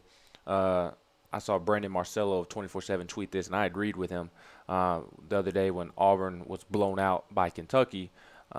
Bruce was receiving a lot of blowback from the fans, and rightfully so. But let's all remember what Auburn basketball was before Bruce Pearl got there. Right. And I don't think he gets fired because of FBI stuff this year. I think if that would have happened, that would have happened last year. I think that would have been the case last year. And so I don't think he gets fired off performance this year because it's Auburn basketball. What are they going to do that's better? I ain't talking about performance. I'm talking about when Chuck Person is under oath and he's asked questions and he has to tell the truth. Hasn't he already done that? No, I don't think so. I think those guys still have to testify and all that stuff. We can go back and check, but you take that and wasn't Tony Jones already? I don't think Tony Jones is Did this. Did he not attempt to go with Bruce at Auburn and then it didn't happen? I believe he did, and then it got shut down. So, I mean, Bruce Pearl was. I mean, he was on a 3-year show call, so Yeah. he has to be like squeaky clean. Yeah. And his program has not been squeaky clean since he's been at Auburn, and you have a new AD, a new ball. So, I'm not putting him at the top of my list, but I can see it happening. It wouldn't surprise me. I just don't think it will happen. The 3 you mentioned Mike Anderson, Billy Kennedy, and possibly Konzo. Or Bryce Drew. One is unlike the other. And the one that's unlike the other is Mike Anderson. Because Mike Anderson was an assistant under the greatest Arkansas team ever. And that was when Nolan Richardson was the head coach. And so it's the same kind of scenario here with the Lady Vols. You have an assistant working for a legend that won a championship. And when is the right time to push out that assistant that was connected to that legend, like Mike Anderson was connected to Nolan Richardson. So, I mean, that's a little dicey. I do not understand why Mike Anderson has not been more successful because he's gotten Arkansas to a Sweet 16, I believe, and they ran into North Carolina that year that North Carolina won the national championship. That's just bad luck and a bad draw. And he's had some very nice players. But Mike Anderson at UAB was terrific. Mike Anderson at Missouri. I mean, he got him, to an Elite 8 or a Final 4, I believe, at Missouri. So for Mike Anderson to not work as well as people thought he was going to work out at Arkansas has been mystifying to me. I could also see Arkansas giving him another year, though, because they are freshmen and sophomore loaded. They have a ton of freshmen and sophomores that they are relying on. So I could see Arkansas giving him another chance at it. And Konzo's kind of in the same boat as Bruce for me, where I wouldn't be surprised if Konzo gets fired, but I do think he comes back for another year. And Avery Johnson is in that same boat. It would not surprise me at all if I don't think Avery Johnson would get fired. I think he would move on to a different job. Yeah. Bama fans, also be careful too. Y'all need to remember what basketball was like before Avery Johnson as well. I mean, they had Mark Goffrey and Mike Davis there, but listen, Avery Johnson has brought a lot of attention to your program. Mm-hmm. All right, let's maybe you can start giving those basketball players charges like you give the football players. the basketball players get Camaros, and the football players get Chargers. Maybe. All right, who we got next? Volstorm. Volstorm, good morning. When you say Auburn basketball fans complain about Bruce, so it was both of them? Say that one more time. When I said when Ben mentioned that the Auburn basketball fans were complaining about Bruce, was he talking about both of them? Yeah, all three of them. All three of them, Birdman style. Boys, let's face it. Two coaches that are going to be safe are going to be Bruce and Conzo. Conzo ain't going nowhere. They're not going to get rid of him. Conzo always makes that move right before he's about to get it. Yeah. And he jets off to another school. He's got a track record of it. Yeah. Conzo reminds me of, like, you know how back in the day when you were in a high school relationship and you can just sense that the girl's going to dump you, but you go ahead and dump her first? I broke up with you first. I dumped you first. I dumped you. You ain't dumped me. I dumped you. How you like that? That's Conzo. Conzo's like, yeah, man, starting to make some petition. Fans starting to groan and moan. AD ain't talking to me. I'm gonna go right now before I get fired. Mm-hmm. Hey, speaking of Missouri, let's get back to the topic about media access. Let's face it, Missouri had to make this move. They have a dark cloud over them. They've got the NCAA stuff going on. You know, this isn't some, we're doing this for the fans or doing this for the media, blah, blah, blah. Missouri had to make this move. I see what you're saying. I agree. Yep. Yeah, this wasn't just, we're going to open this up and we want to give everybody else access. That ain't what's going on here. Yep. I do think you have to still give kudos to Barry Odom, though, because he could have been stubborn and just been as paranoid as every other college football coach in football and said, no, we're not doing it. And remember, Barry Odom is using the media to try to help him against the NCAA. Yeah. Yep. That is true. Yep. You're 100% correct, Volstorm. You 100%. Some of the other places you were mentioning about having decent access with the players in the team. Kentucky football, really? I say Kentucky basketball. Oh, Kentucky basketball. Well, I mean, comparing access to a basketball team compared to a football team, that's totally different. Well, I was more comparing how big of a brand Kentucky basketball is. Like, you would think because of how big of a brand Kentucky basketball is that the media access would be restricted. Well, but in basketball, you're not worried about them running some sort of secret basketball set. This are in football. This is what I want to see happen. I don't think practice should be open anymore than it is. I understand restricting viewing times for the media practice because you don't want formations out there. You don't want starters' names to be out there. You don't want that. But this is what I hope that we do a little bit differently. Like, I want to know more about Emmett Gooden. I want to know more about Jared Garantano. I want to know more about Jawan Jennings. I want to know more about Ty Chandler.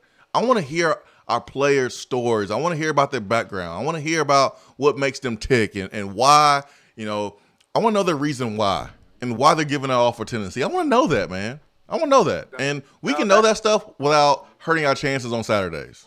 And that I totally agree with because we don't hardly get to hear anything about these players. Like you said, they trot out whoever's going to spit out the message. Well, I mean, that was the kind of stuff that Butch did. Yeah. I want to know the Josh Jacobs type of stories. I really do, man. That's the only thing I would say that I hope we do differently. Everything else, I understand. I totally understand. All right, boys. Have a good day. And, Ben, we got your petition ready, so we'll see you on the hot seat soon. See you. Oh, damn, man. He's been money on those flyby discs. But really, it just shows how little of a man that he is, that he does it as he's hanging up on the phone. That is true. A real man would say it at the beginning and allow for conversation. But being as little of a man that Vol Storm is. He's not little. He's a.k.a. Vol Sprinkles. He says it on his way out the door to where nobody can respond. Oh, man. And you know what? I'm giving a big old middle finger to that petition. You mean the ring finger? No, I meant the middle finger. Well, yeah, that is a middle finger because you got thumb, index, and then. What are you talking about over there? Well, I didn't want the kiddos to. Well, they should be in school, shouldn't they?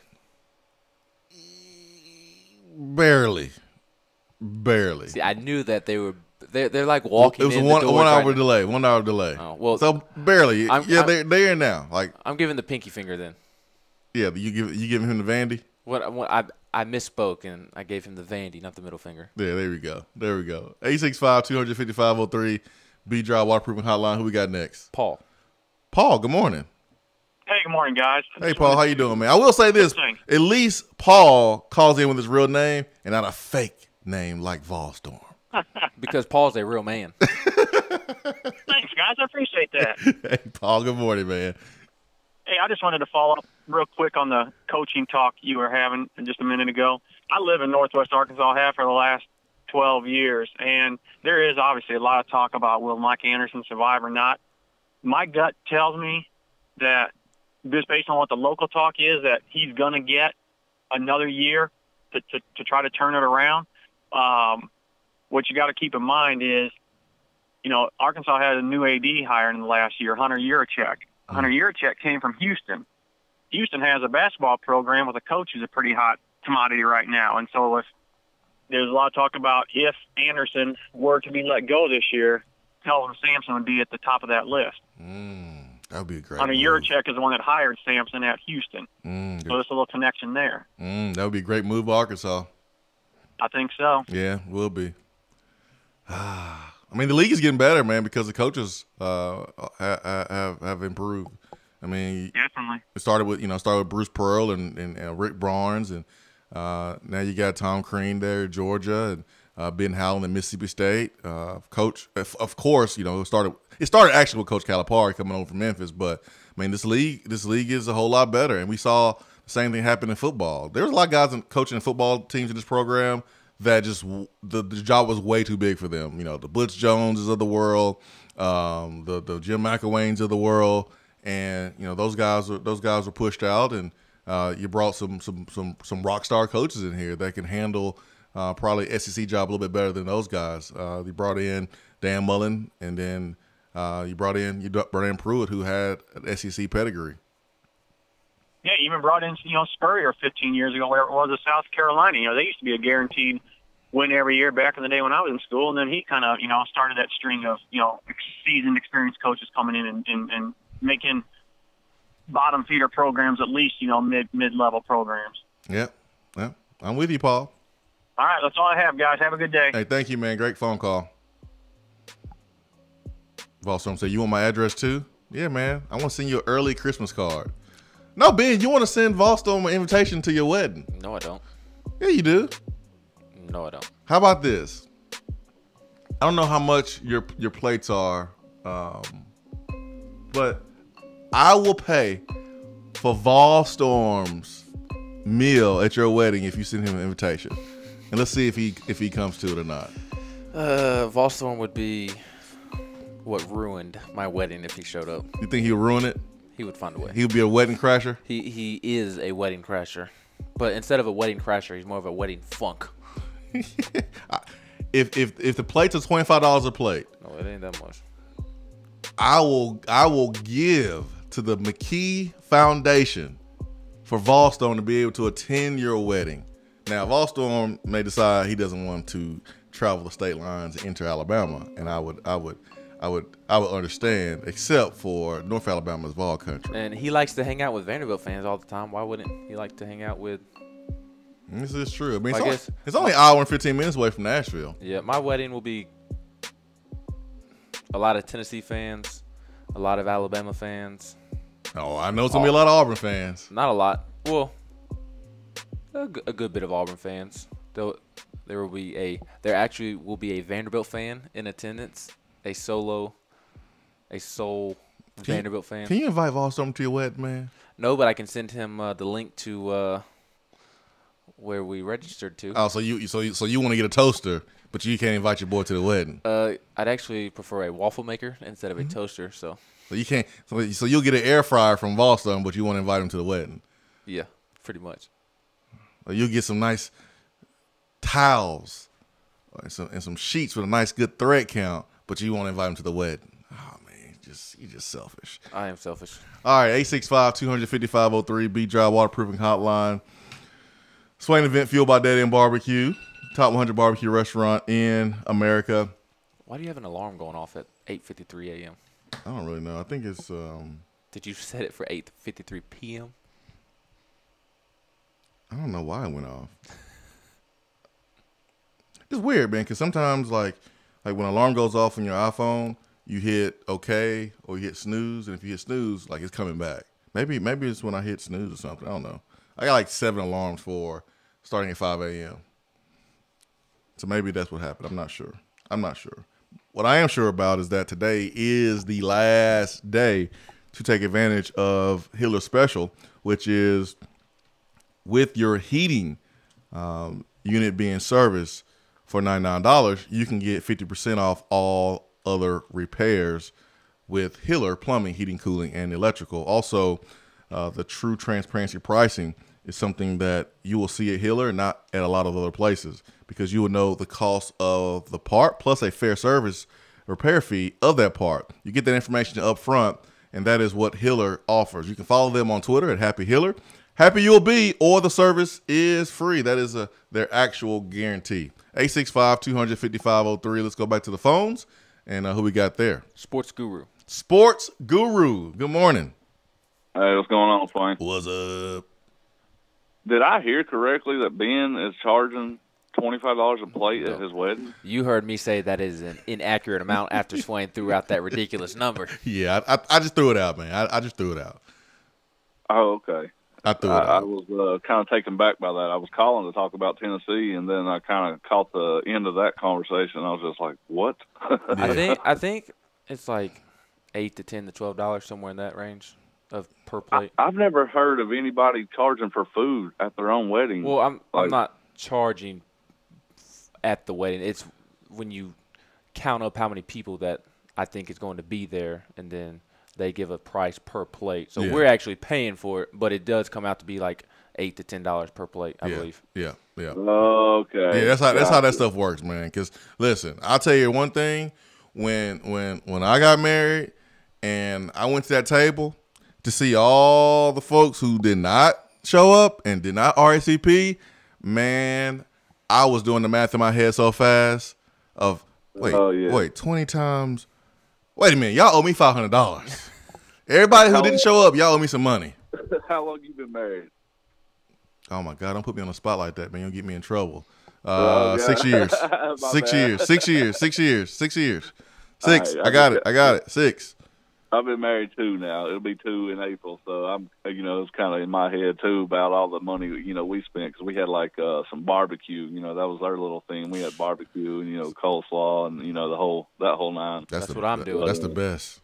Yeah, it was real good. It's real good. But like I'm like you. There's a bunch. There's probably like I don't know. I want to say at least 50 people that was supposed to be there didn't show up. You know what I'm saying? No, we got to review our friendship, man. If I'm getting married and I'm dropping all this money on the plate and you don't show up, you don't RSVP, like we got to review our friendship, man. We got to talk about some things. I need to know some real reasons why you didn't show up, and then you couldn't tell me.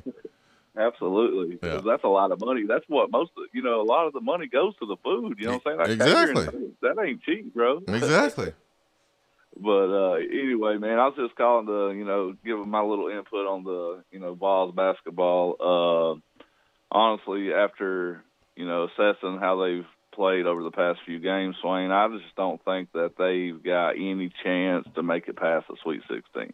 I'm worried. Yeah, and it's not just the games they've lost; it's also the games they've won. Before they went on this little 3-game stretch of struggling. Even a couple of games they won against Florida and Alabama, and they've been struggling from the 3-point line. and they've really been struggling at defending it. Like, teams have been lighting them up, you know what I'm saying? It seems like they've got a real problem covering the corner three, and it's just not the right time to be having these miscues. You know what I'm saying? Like, you can get by with that early in the season and, you know, still be okay, have some optimism, but they're just not gelling at the right time. I don't really know what's going on, if it's something internally. I wouldn't think that it would with this group of guys, but I think something switched when they got smacked in the mouth by Kentucky. Yeah, something happened, man, and we'll dive in more on your phone call after the break. We're up against the top of the hour break. Hour 3 coming up. While the other guys are taking guesses, the Swain Event is taking you behind the scenes and in the huddle every morning from 7 till 10 right here. Top 100 barbecue restaurant Dead End BBQ has a new slew of daily specials for the fall. Enjoy a different special meal every day, like the smokehouse stew, barbecue cheddar meatloaf, or the smoked turkey and dressing, which includes sliced smoked turkey and cornbread dressing paired with sautéed Brussels sprouts, mashed potatoes, and a side of turkey gravy. While Dead End offers a different specialty meal each day, you can get their hillbilly chili every day. There is always something new at Dead End BBQ. Located off of Sutherland Avenue, Dead End BBQ. The fall flavor search is over.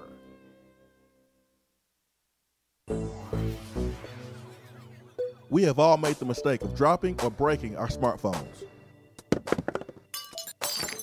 See? But did you know that you can have it repaired for a fraction of the cost that it takes to replace it? Well, you can, because iDrop is the area's leading mobile repair store, home of the 1 hour or less phone repair, 1 year parts warranty, and #1 customer service. Broken screens, cracked cameras, charging ports, batteries, you break it, we'll fix it. If you didn't break your phone, protect it with one of our leading accessories such as LifeProof, OtterBox, UAG, Incipico, Caseology, and Spec. Visit our West Hills location at 7115 Kingston Pike between Office Depot and Hardee's, or call 865-888-9740 and speak with our trained technicians to see how we can get your phone working today. When you see the happy face on our truck, you'll be smiling because you'll know that you're in love. It's freezing in here, Mary. What's wrong with your heater? The repairman can't get here till next week. Sugar, you've got the wrong guy. My guy is fast and has free heating service calls when he does the repair. Hi, I'm Jimmy Hiller. Take advantage of a free service call with any repair. Call the Happy Face Truck today. We're here with Dr. Mike Carlson of Tennessee Regenerative Sports Medicine. If you have orthopedic injuries such as shoulder pain, knee pain, or instability, Achilles tendonitis, golfers, or tennis elbow, do what I did and give them a call. Yeah, Jason, we specialize in regenerative non-surgical orthopedics. So we treat damaged ligaments, tendons, and joints, including things like rotator cuff injuries, knee instability, elbow problems, as well as foot problems like plantar fasciitis, Achilles, things of that nature, by injecting with stem cells and what's called PRP, or platelet-rich plasma. And this form of treatment we do under ultrasound, so we know we have our target. And it also stimulates the body's own reparative process, and this allows for the healing of damaged tissue. And as you well know, numerous professional and collegiate athletes, guys like Steph Curry, Tiger Woods, and even yourself with your ankle injury, have been using this form of treatment for years. And so we offer that same type of treatment here in East Tennessee. Visit them on the web at trsportsmedicine.com. Tennessee Regenerative Sports Medicine, East Tennessee's leader in regenerative therapy.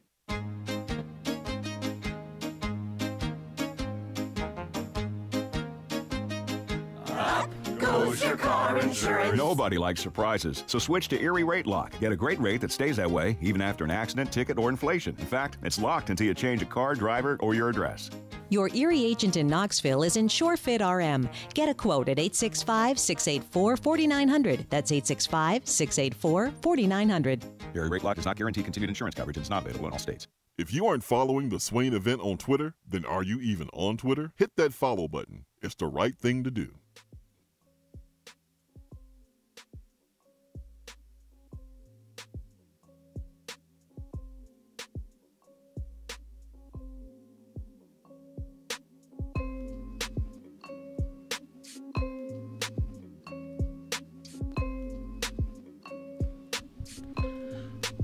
Cannot wait until the new menu is released at Dead End BBQ. Now, I may know somebody that may know somebody that may know somebody that may know somebody that may know somebody, and I may have a preview of the new Dead End menu. I may have it here. Let me let you know what's going on. Let me let you know what's going on. The Bernie Mac will be on the menu full time,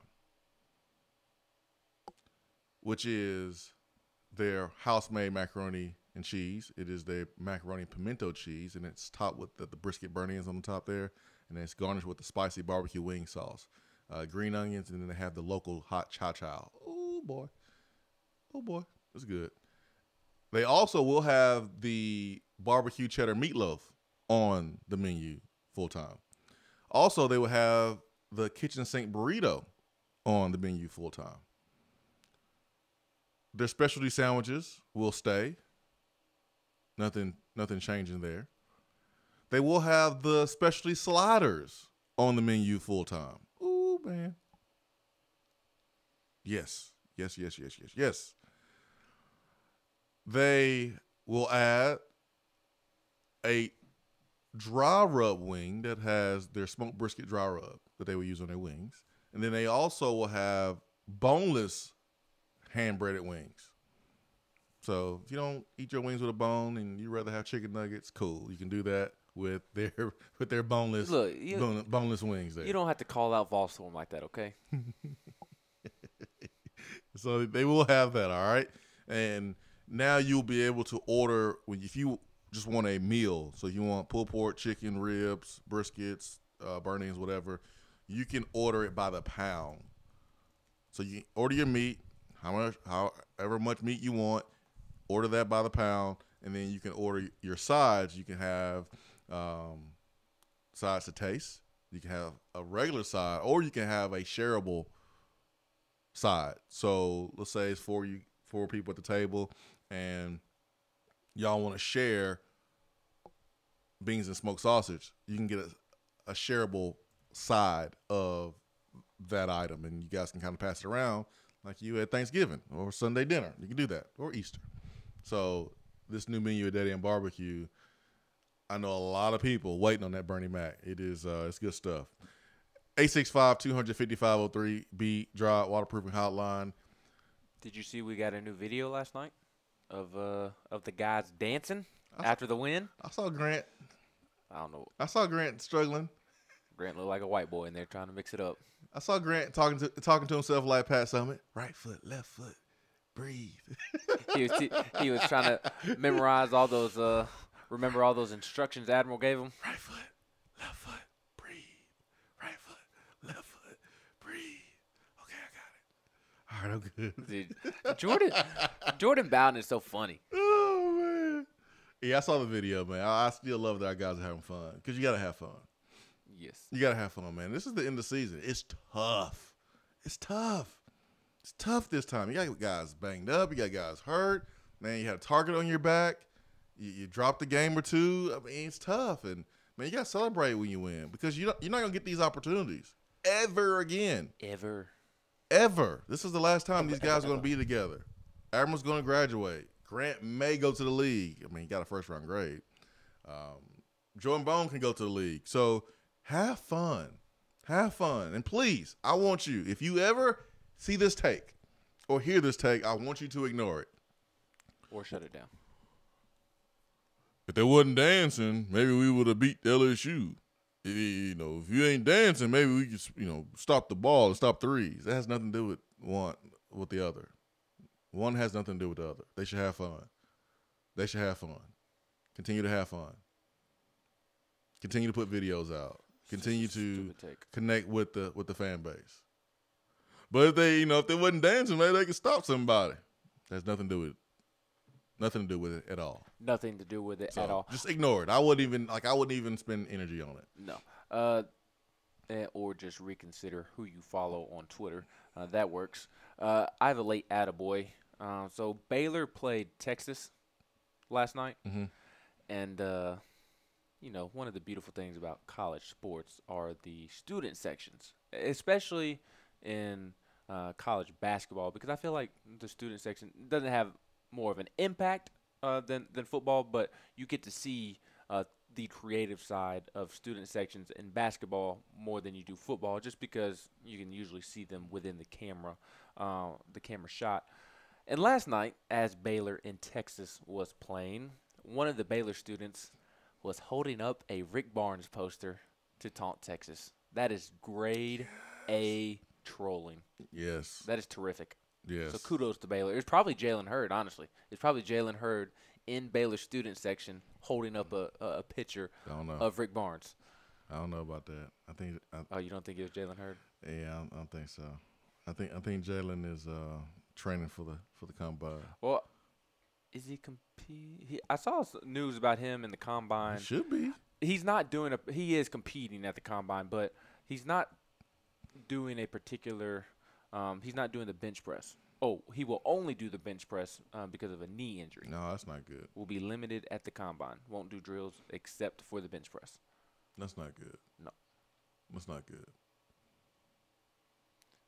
Yeah. So is it time for what? When is that coming? Is we can take a break real quick and come back and get to it, or we can jump into it. Is that next segment? It's next segment. Let's do next segment. Let's do for what next segment? Because we'll do our own bracket. No, we ain't dancing on here, man. See, I can't move like I normally do because if I move too hard, the headphones gonna go flying off. You can be the dancer on this show. I don't dance, man. I'm old school, goody mob. No, you. I don't dance anymore. All I do is this. So that's all I don't dance, man. I'm not a dancer. I'm not a dancer, man. I leave it up to you, Jordan Bowden, Schofield, and Grant Williams. I leave that to y'all. Y'all can do the dancing. I'm not dancing. I might hurt something.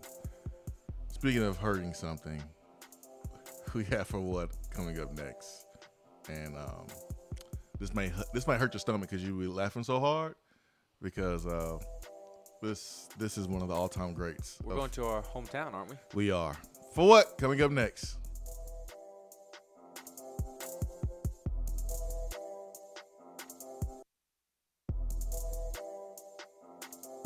You're driving home, flashing blue lights in your rearview mirror. The next thing you know, you're being arrested for DUI.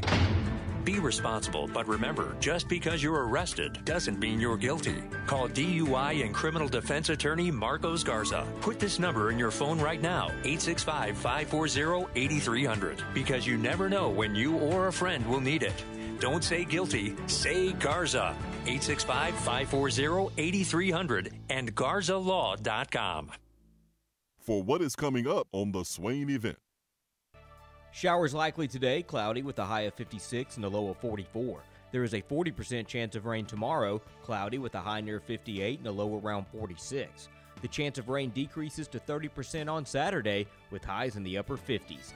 Weather on the Swain Event is brought to you by Be Dry. If your basement is wet or cracked, Be Dry can help. BeDry.com. Be Dry is celebrating 60 years of protecting homes across the U.S. They are the basement and crawl space experts. There has been historic rainfall in East Tennessee recently. If you are experiencing wet foundation walls, puddles on your floor, or water where your floor and wall meet, then you should call Be Dry.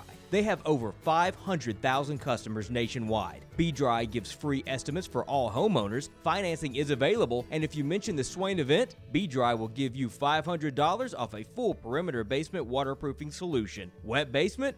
Better call Be Dry, 865-588-0454 or online at BeDry.com.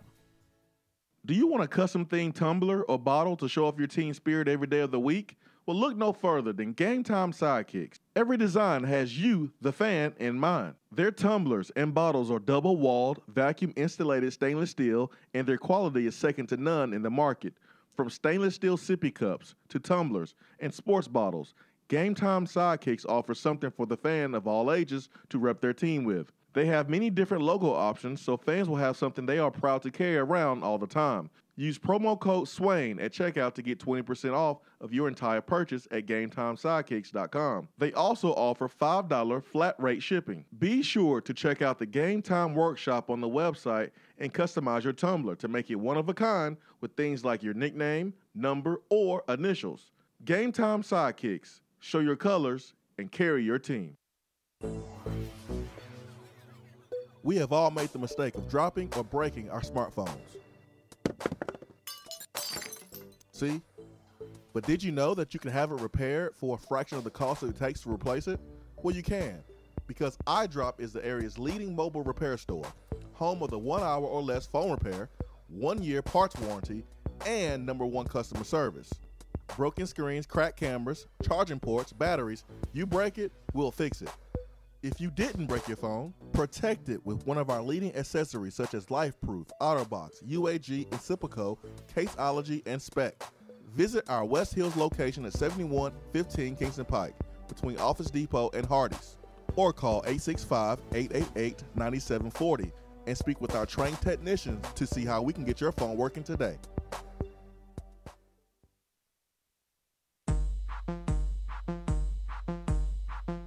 Dan Mullen posing awkwardly with recruits. For what? Gators working out wearing costumes. For what? Vanderbilt making a sorority-style video. For what? Aaron Murray and David Pollock opening their mouths. For what?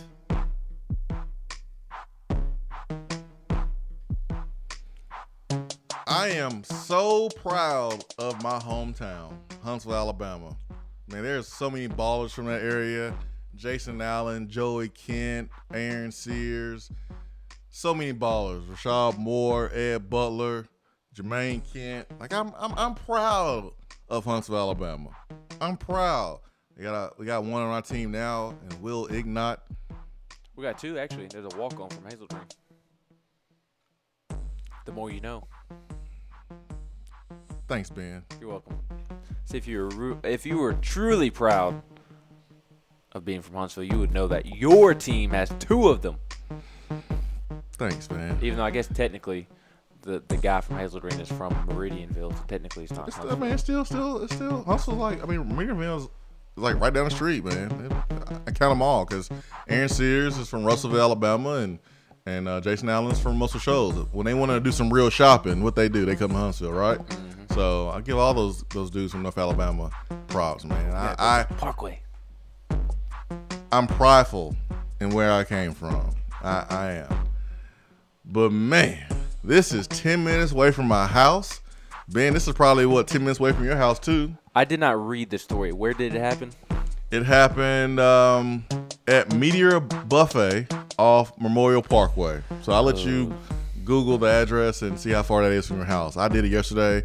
It's literally 10 minutes away from my house, probably even closer. Huntsville, Alabama. A brawl at a buffet surprised diners and one police officer. Police say 2 people were boiling mad as they were waiting for crab legs. Get it? Ha, boiling mad. Literally, as I sat down and maybe took 2 bites out of my plate, Huntsville police officers Gerald Johnson recalls, for Johnson apparently some Friday evening peace and quiet was too much to ask. There's a woman who's beating up a man. People are moving around. Plates are shattering everywhere, Johnson continued. No sooner had he dished up a plate at the Meteor Buffet off of Memorial Parkway, Johnson says a fight was happening in the food line. It's not something you typically hear. If you can imagine a fencing match, Johnson said. The sound Johnson was hearing was tongues clashing. The Meteor Buffet diner were eagerly awaiting the next tray of crab legs coming out of the kitchen. Everyone was saying, they cut me in line. She cut me in line. He cut me in line. I was here first. Police arrested John Chapman. And oh my gosh, I need some help for this first name. Uh-oh. I've got the article pulled up. I got it. Shaquiqua Jenkins. Shaquiqua Jenkins, who was eating. How you spell that? CHEQUITA. Are you sure that's not Chiquita? Shaquiqua, whatever. Whatever, man. All I see is 4 letters in that name that spell quit, and that's what she should have been doing. She should have been quitting. Chiquite. Shaquiqua Jenkins, who was eating at the buffet with her kids. They've been waiting there for crab legs for a good 10 to 20 minutes when they finally came out. It's very heated, especially if someone is taking more than their fair share, Johnson recounted. Officer Johnson said after talking with Chapman and Jenkins, they admitted their tempers got the best of them. Really? Chapman is facing disorderly conduct, and Jenkins is charged with third-degree assault. Both people could wind up paying a few $100s in fines, well above the $10.58 per plate charge at Meteor Buffet. Now, here's a funny thing about this the story. When you click on the article and you see the photo of their mug shots, you have Shaquiqua, whatever you want to call it. Shaquiqua. And then you also have the other gentleman in the confrontation, and that is, his last name is Chapman, first name John Chapman. And so obviously you have a black lady right there, and Shaquiqua Jenkins. I'm just not going to even make it suspenseful for you. She black, all right? And then you have an old white man. Really? I thought Shaquiqua was a white person name. I mean, I know. You can get confused. It's easy to be confused there with the name. But then you have an old white man and Mr. John Chapman. The funny thing about this this picture is that John Chapman has a big old Band-Aid on his forehead. He does. It's funny. Like, what happened? Did he get stabbed in the head with a crab leg or something? And the Band-Aid isn't even covering the gash. It's not, man. It's not even covering it. And he's like smiling in his mugshot. Oh, man. Oh, golly. So I put it in my phone. It is 21 minutes from my house. 21 minutes. But there's traffic right now on going over Chapman Mountain right now. Gotcha. And apparently there's traffic outside of the buffet as we speak right now. So it may be more 17-ish minutes, but because of the traffic. And when I realized where this location is in Huntsville, I'm not surprised, because you heard this story over the weekend when my fiance, he or she and I stopped by the house, and she was telling you a story. She works at the Huntsville Hospital on the weekends, and she mentioned to you that she got to treat a gunshot wound. And it happened at a Sonic in Huntsville, and that Sonic is right across the street from this Meteor Buffet. And that gunshot wound came from a drive-by. So I am not surprised to hear where this Meteor Buffet is in town. It ain't that serious, man. I ain't fighting over some crab legs. No. I mean, I'm wondering if Shaquiqua Jenkins, is she related to James Winston? No, she would have tried to steal him then. I mean, there's not a crab leg that's that good that I'm going to try to get at, unless it's like Juicy Crab in Atlanta. You know, they do the boiled seafood in that bag. Never had it. It's amazing. The best crabs I've ever had was in Maryland when I was visiting my dad when I was a youngster, and their seafood up there is unbelievable. There's another for what that deserves to be on the segment, but I'm afraid. Oh, the one from Maryville. No, not that one. Not that one. Although that one does deserve it. It deserves it. It's just nasty. Yeah, we're not gonna bring that one up. That would be breaking the number one rule of the Swain Event. But what about the for what of the NFL Network analyst yesterday when he was talking about a bulging disc? Yeah, the bulging disc in a player's back, but instead he said a bulging D word. Yeah, you can put two and two together. And it was live television, and the smiles on the faces of those guys on the TV was hilarious. It was on just Twitter search Mike Girardi, Giardi, and you will see the video. And you want to talk about a Teddy Bruschi moment? Man, it was hilarious. Like, all you can do is laugh in that situation. It happens. It happens. Does it? I've never made that mistake. It happens, man. You slip up and you say something, that you're not supposed to say, man. It happens. It happens to the best of us.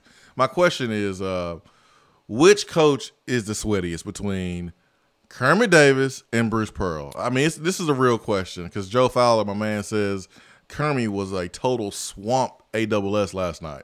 I mean, he was sweaty. Who's the sweatiest coach in the SEC, man? Is it Kermit Davis or is it Bruce Pearl? I'll say Bruce Pearl, just because, like, Bruce sweats through everything. Sweats through his jacket. At least with Kermit, after that game, you had a couple dry spots on his shirt that he was wearing. With Bruce, there is no such thing as a dry spot.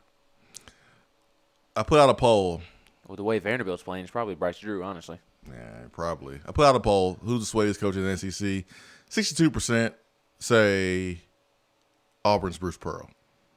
38% Ole Miss Kermit Davis. I'm giving another for what, and this for what goes to Ole Miss fans, for trashing your own basketball court. Trashing your own basketball court. You get it for what? I mean, they are so mad today. They're so mad today. My goodness. They're in Mississippi. Wait a minute.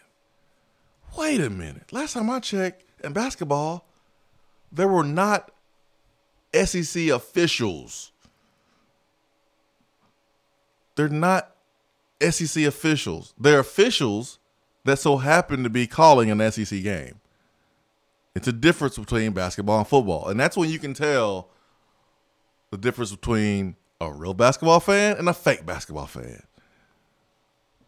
There are no such thing as SEC officials in basketball. In football, yes. Each conference have their own crew that works within the conference. Not in basketball. Pat Adams, you will see him calling Pac-12 and Big Ten games and ACC games. You will see that because there's no such thing as SEC officials. So Ole Miss fans that were saying that last night, you get it for what? Yeah. Admiral Schofield's likes are fun this morning. He has liked several videos and tweets about missed calls the last two games. And somebody tweeted, Admiral choked at the free throw line. Admiral Schofield with the choke at the foul line, and Admiral liked it. I mean, he kind of did in a way. But Admiral's likes are always fun to scroll through. Love Admiral. He can't shoot 1 for 3 from free throw line, man. He just can't. And then, like the first one, it was just long, and that happens. But the second one that he missed, it was bad. It was bad. Like it was. He was too confident. He started backing up before he finished his shot, and it was short. That's what made it worse. It would be one thing if he backed away and it was long, but the way he missed it made it look even worse. Because the one thing as a shooter you never want to do is leave a ball short, because it's no way that it's going to go in. When you shoot it and it's long and on line, at least with the backspin, you give yourself a chance to still make it, because he can hit the top of the rim, he can hit the back of the rim and still go in. But if you leave it short, there's no way. It's like a wide receiver. We're taught to catch the ball high. So you want, on an over-the-shoulder pass, you want to try to catch it high. Because if you bobble it, you still have a chance to catch it before it hits the ground. If you catch it low and bobble it, your chances of catching it the second time are not as good as if you try to catch it high. And so, yeah, that was a bad look for Admiral. I think if Admiral goes back and looks at that video, he's going to agree that they didn't look good. You never want to kind of step out of a free throw that way. You want to follow through and at least wait till the ball hits the rim. So I'm sure he realized it as soon as he got to half court when he was backpedaling. Yeah, it looked really bad on TV, and it looked bad if you watch the film. He probably did not realize that, because those guys shoot so many free throws, and he was feeling confident. And you know, you got to feel confident in that moment when you're shooting free throws. But it looked bad watching on television, because it hit the front of the rim. And I'm glad he liked it, because he knows. I hope he knows that the person was right. I mean, and I hope he uses that as motivation to get into the gym and make 50 free throws in a row. Yeah, and two other fun likes from Admiral's likes this morning. Somebody tweeted out a picture of, I believe it is Bree and Tyree, holding the back of Admiral's jersey as Admiral is going up for a mid-range jumper. And the comment was, handful of Admiral's jersey and foul on Admiral. Okay. it's the SEC. Admiral like that. And then somebody tweeted out a video of the Naj Reid flagrant foul on Grant Williams to begin the Tennessee LSU game. Will Warren did, and he said, finally got a good quality video of Naj Reid's flagrant one foul on Grant Williams in the Tennessee LSU game. By the NCAA's definition of involving contact with an opponent that is not only excessive but also severe, extreme while the ball is live. This was a flagrant 2. And Admiral liked that one. So a stroll through Admiral's likes are always fun. We have not spent enough time talking about Jordan Bowden's play, his jump shot with 19 seconds to go in the game. We need more attention on this. I don't think people understand how big of a deal the shot was. Here's a guy that's been struggling shooting the basketball. And only a great coach with a team of great leadership continues to encourage a guy that is in a slump to shoot the ball. And in this moment, most guys would not take this shot because they would be afraid of missing it for their team. But Jordan Bowden did not even hesitate. He took one dribble, and this was a hard shot to make. It wasn't like it was wide open. One dribble off the one shot, a shot off the bounce, one bounce. He raises up, and he splashes the net with this jump shot with 19 seconds to go, giving Tennessee a chance to make the play at the end with Grant Williams. This play was made, in my opinion, off the court. And the support that his teammates has given him in the last couple games of him going through a shooting slump. Yeah. Because they all go through it. Mm-hmm. Admiral went through it. Lamonte went through it with his shoulder. I mean, Lamonte airballed a free throw earlier in the season. It was ugly, too. It was ugly. But good teammates know that, man, Jordan puts in work in the gym. Mm-hmm. He puts in work in the gym. And when you put in work in the gym, you're not afraid of taking this shot. Remember Lamonte Turner's shot against Kentucky last year? And when he was interviewed after the game, he was asked about that shot, why he felt so confident taking it. And he said, because I can look in the eyes of my teammates if I missed it. Oh, man, so powerful. Why is that powerful? Because his teammates know that he puts the work in. So if he misses that shot, hey, at least we know a guy who has practiced that shot thousands of times is taking it.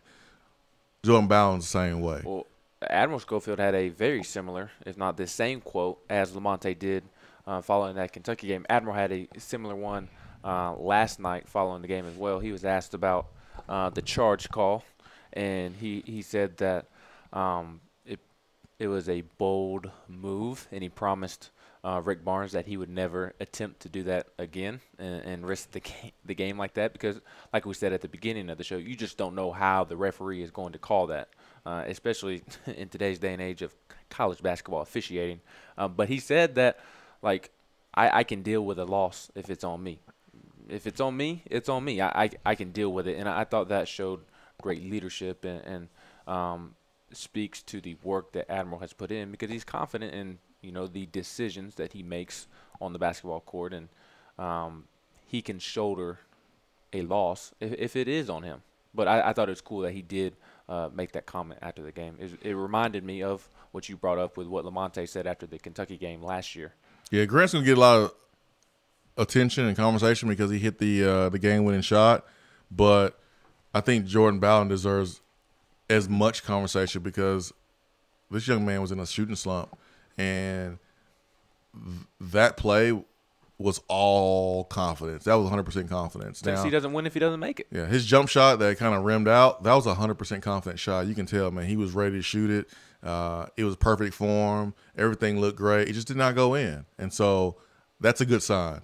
You know, he's not letting the shooting slump affect him to where his body language is suffering. I love it. I love it. And that play deserves a lot of conversation. Yeah. He also didn't have a choice but to shoot that shot because Tennessee was kind of sputtering on that offensive possession, and Tennessee needed to get up a shot. I believe they were down 3 at that point. They were down by 3. Mm-hmm. And there was enough time to where you didn't need a three-pointer. But they didn't get a great look at the rim. They didn't have a great look on the perimeter at the three-point line. Jordan Bowden didn't have a choice but to pull up and shoot that shot. And it was cool to see his confidence come through in that moment when his team needed him to. I mean, he could have made several other plays. He could have passed it because he was too afraid of taking the shot. He could have drove the ball deeper in the lane and got the shot blocked. Or maybe drawn a foul. I mean, he could have done that. But he was confident enough to pull up in that moment for a mid-range jumper, a jumper that is a lost art in the game of basketball, college and pro. It's usually layup, dunks, or threes. He pulled up for a mid-range jumper. And that play reminded me a little bit of my goodness, I just had his name right there. Oh, my gosh. What's my guy's name that plays for the Kings that played at Oklahoma? Buddy Hield. Buddy Hield. And the Kings played the Warriors last week. And the Kings were giving the Warriors all they wanted. Kings should have won that game. And on 2 occasions, Buddy Hield hit 2 threes where his coach, Dave Yeager, was in his ear about not taking that shot, but he made it.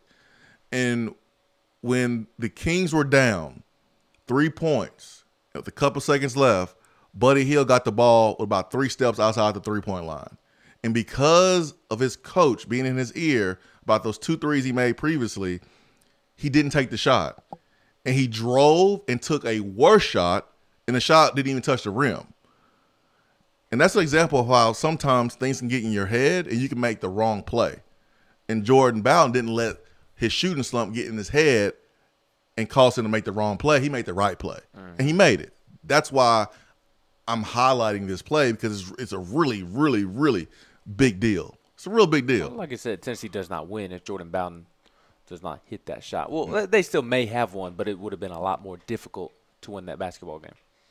Hey, man, this game is mental. And when things are not going right, sometimes it's hard to make the right play, and Jordan Bowden made the right play. I do think real quick before we get to Jay on the phone, I do think last night's game, not even just last night's game, but the last 3 weeks of basketball have demonstrated the difference between Tennessee being elite and Tennessee just being a good basketball team. And the difference is Lamonte Turner, Jordan Bowden, and Kyle Alexander. When those 3 are playing to their capability, Tennessee can win a national championship. And when they're not, Tennessee's going to skate by with wins against solid basketball teams. And until Bowden and Lamonte and Kyle kind of break out of their slump, Tennessee's going to struggle to win games. But if they can all click at once, because you know what you're going to get from Jordan Bone, you know what you're going to get from Admiral, you know what you're going to get from Grant. If those other 3, Kyle, Jordan, Bowden, and Lamonte, step up and play to their capability, Tennessee can win the national championship. Yep. Let's get to Jay. Swain. Yo. What's up? What's up, man? What's up? Swain, do we need more edge on this team? Do we need a little bit more I don't know, fire? You know what I'm saying? A little bit guys that got maybe a little bit more of an attitude. We just seem lackadaisical here lately. I know we've been kind of dealing with sickness, but just doesn't seem the same. I think these guys are tired, to be honest. I mean, I think they're tired, and you know, it's like are they too good of guys? No, I think Lamonte is a flat out dog. I think Admiral is, and I think Jordan Bone proved on the road against Kentucky that he ain't afraid of the big moment. I just think these guys are tired and sick, and I think it takes a lot of you when you have a bullseye on your back. And, I was talking to I think it was you, Ben, yesterday, and I was like, man, I couldn't be a criminal because I would always be paranoid. It would wear on me. I would be the one who turns myself in. We did have that conversation. I would be like, man, I'm tired of running, man. I'm tired of being paranoid. It would wear me down. And I think this basketball team, man, the expectations and having the number one bullseye on their back, I mean, I think it's contributed to the fatigue. And to be honest, not an excuse, but I think it is a valid reason of why it seems like some of our guys don't have that same look in their eyes. And it's really weird, man. We don't know what's going on sometimes with these players. We got the flu kind of going around. You never know sometimes about fatigue. You never know sometimes about injuries. Last night I did roll my eyes again. I love me some Grant Williams, but I did roll my eyes when he fell, held his wrist, and was holding it until he got the ball at the free throw line, and then he switched both of them, and then he didn't even touch his wrist after that. The one I raised my eyebrow was when he hurt his shoulder. It was a shoulder. Because the wrist has been taped up. It was a shoulder. Yeah, it was a shoulder. I was like, wait, is Grant Williams' shoulder about to fall off? And then he goes and nailed 2 free throws and didn't even like grimace at all when he shot the ball. I'm like, come on, man. I think he was trying to sell the foul call. Basketball players, man. Ugh. See, that's the difference, man. With Bruce Pearl's team, I mean, we're out here playing Settlers of Catan before the game. Bruce Pearl's team's out here shooting craps, smoking Black and Mild for the game. You know what I'm saying? Yeah. Bruce Pearl's team was probably a little bit rougher and tougher. Yeah. In a bad way. Yeah. In a good and bad way. Yeah, man. It's going to be interesting. I hope everybody comes out and goes out Saturday, man. These guys, they need it. And just bring that same intensity, return the favor to the center. You have a good day. Thank you, man. Appreciate the phone call. I got final results from yesterday's poll. Probably Duke, I imagine. Yesterday's poll. Which basketball program is hated more? Duke, Kentucky, Kansas, North Carolina. 52% say Duke. 44% says Kentucky. And honestly, I'm jealous because I want to be hated. Like, I can't wait to be a basketball program or football program that's hated. I want to be hated. That means you're winning. I want to be hated by other fan bases. Unfortunately, Tennessee is already hated by other fan bases, just not for winning. Yeah, because of all Twitter. There's no awards going out for all Twitter. Sorry to break people's bubble. You just burst a lot of bubbles. There's no one accepting any type of trophies for the best fan base on social media. I want to be hated because of what we do on the court and on the field. I can't wait because there was a time when Tennessee was a hated football program. I want to get back to that. Hour 3 continues after this.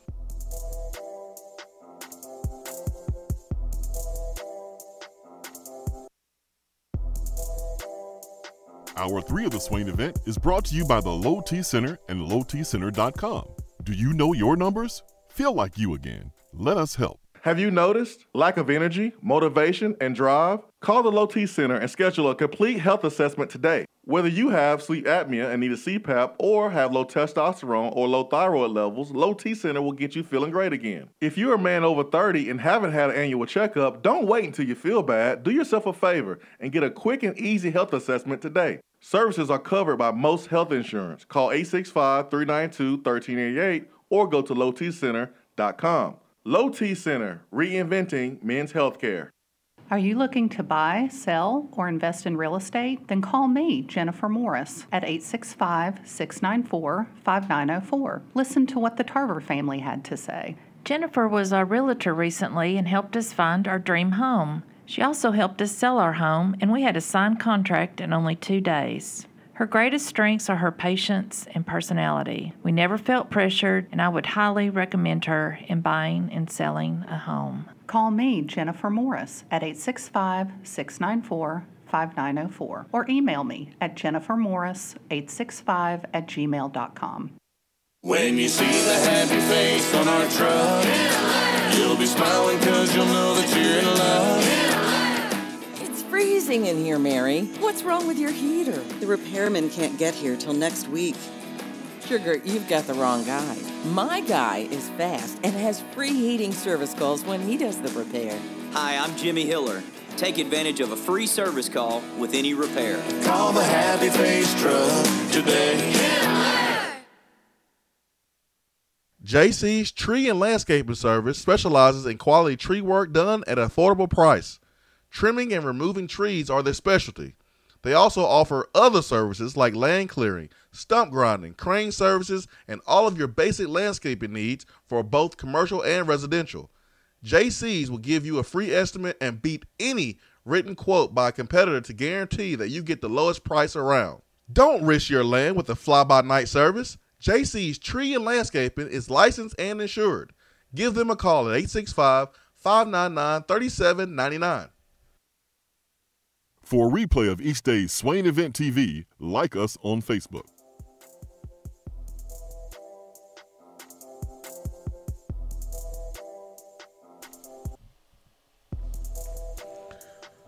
Hour 3, powered by Low T Center and lowtcenter.com. Reinventing men's healthcare. Gentlemen, if you are suffering from low energy, low libido, your sleep is interrupted, then you need to call the Low T Center. Not only do they test for low testosterone, but they are providing services for sleep apnea. And you take that very, very serious. Also providing services for low thyroid. Low T Center, reinventing men's healthcare. Big news of the day so far is that Kyler Murray measured at the NFL Combine, which is so awkward for players to be in nothing but spandex, standing in a straight line, and having a room full of scouts look at you and write notes about your body. It's really weird. Sounds like something you would enjoy. Nah, man. Nah, it was a little awkward there. But that's what's going on right now in Indianapolis. And Kyler Murray is officially 5'10". He is 5'10". I'm a little surprised. I thought he was shorter than that. He is 5'10".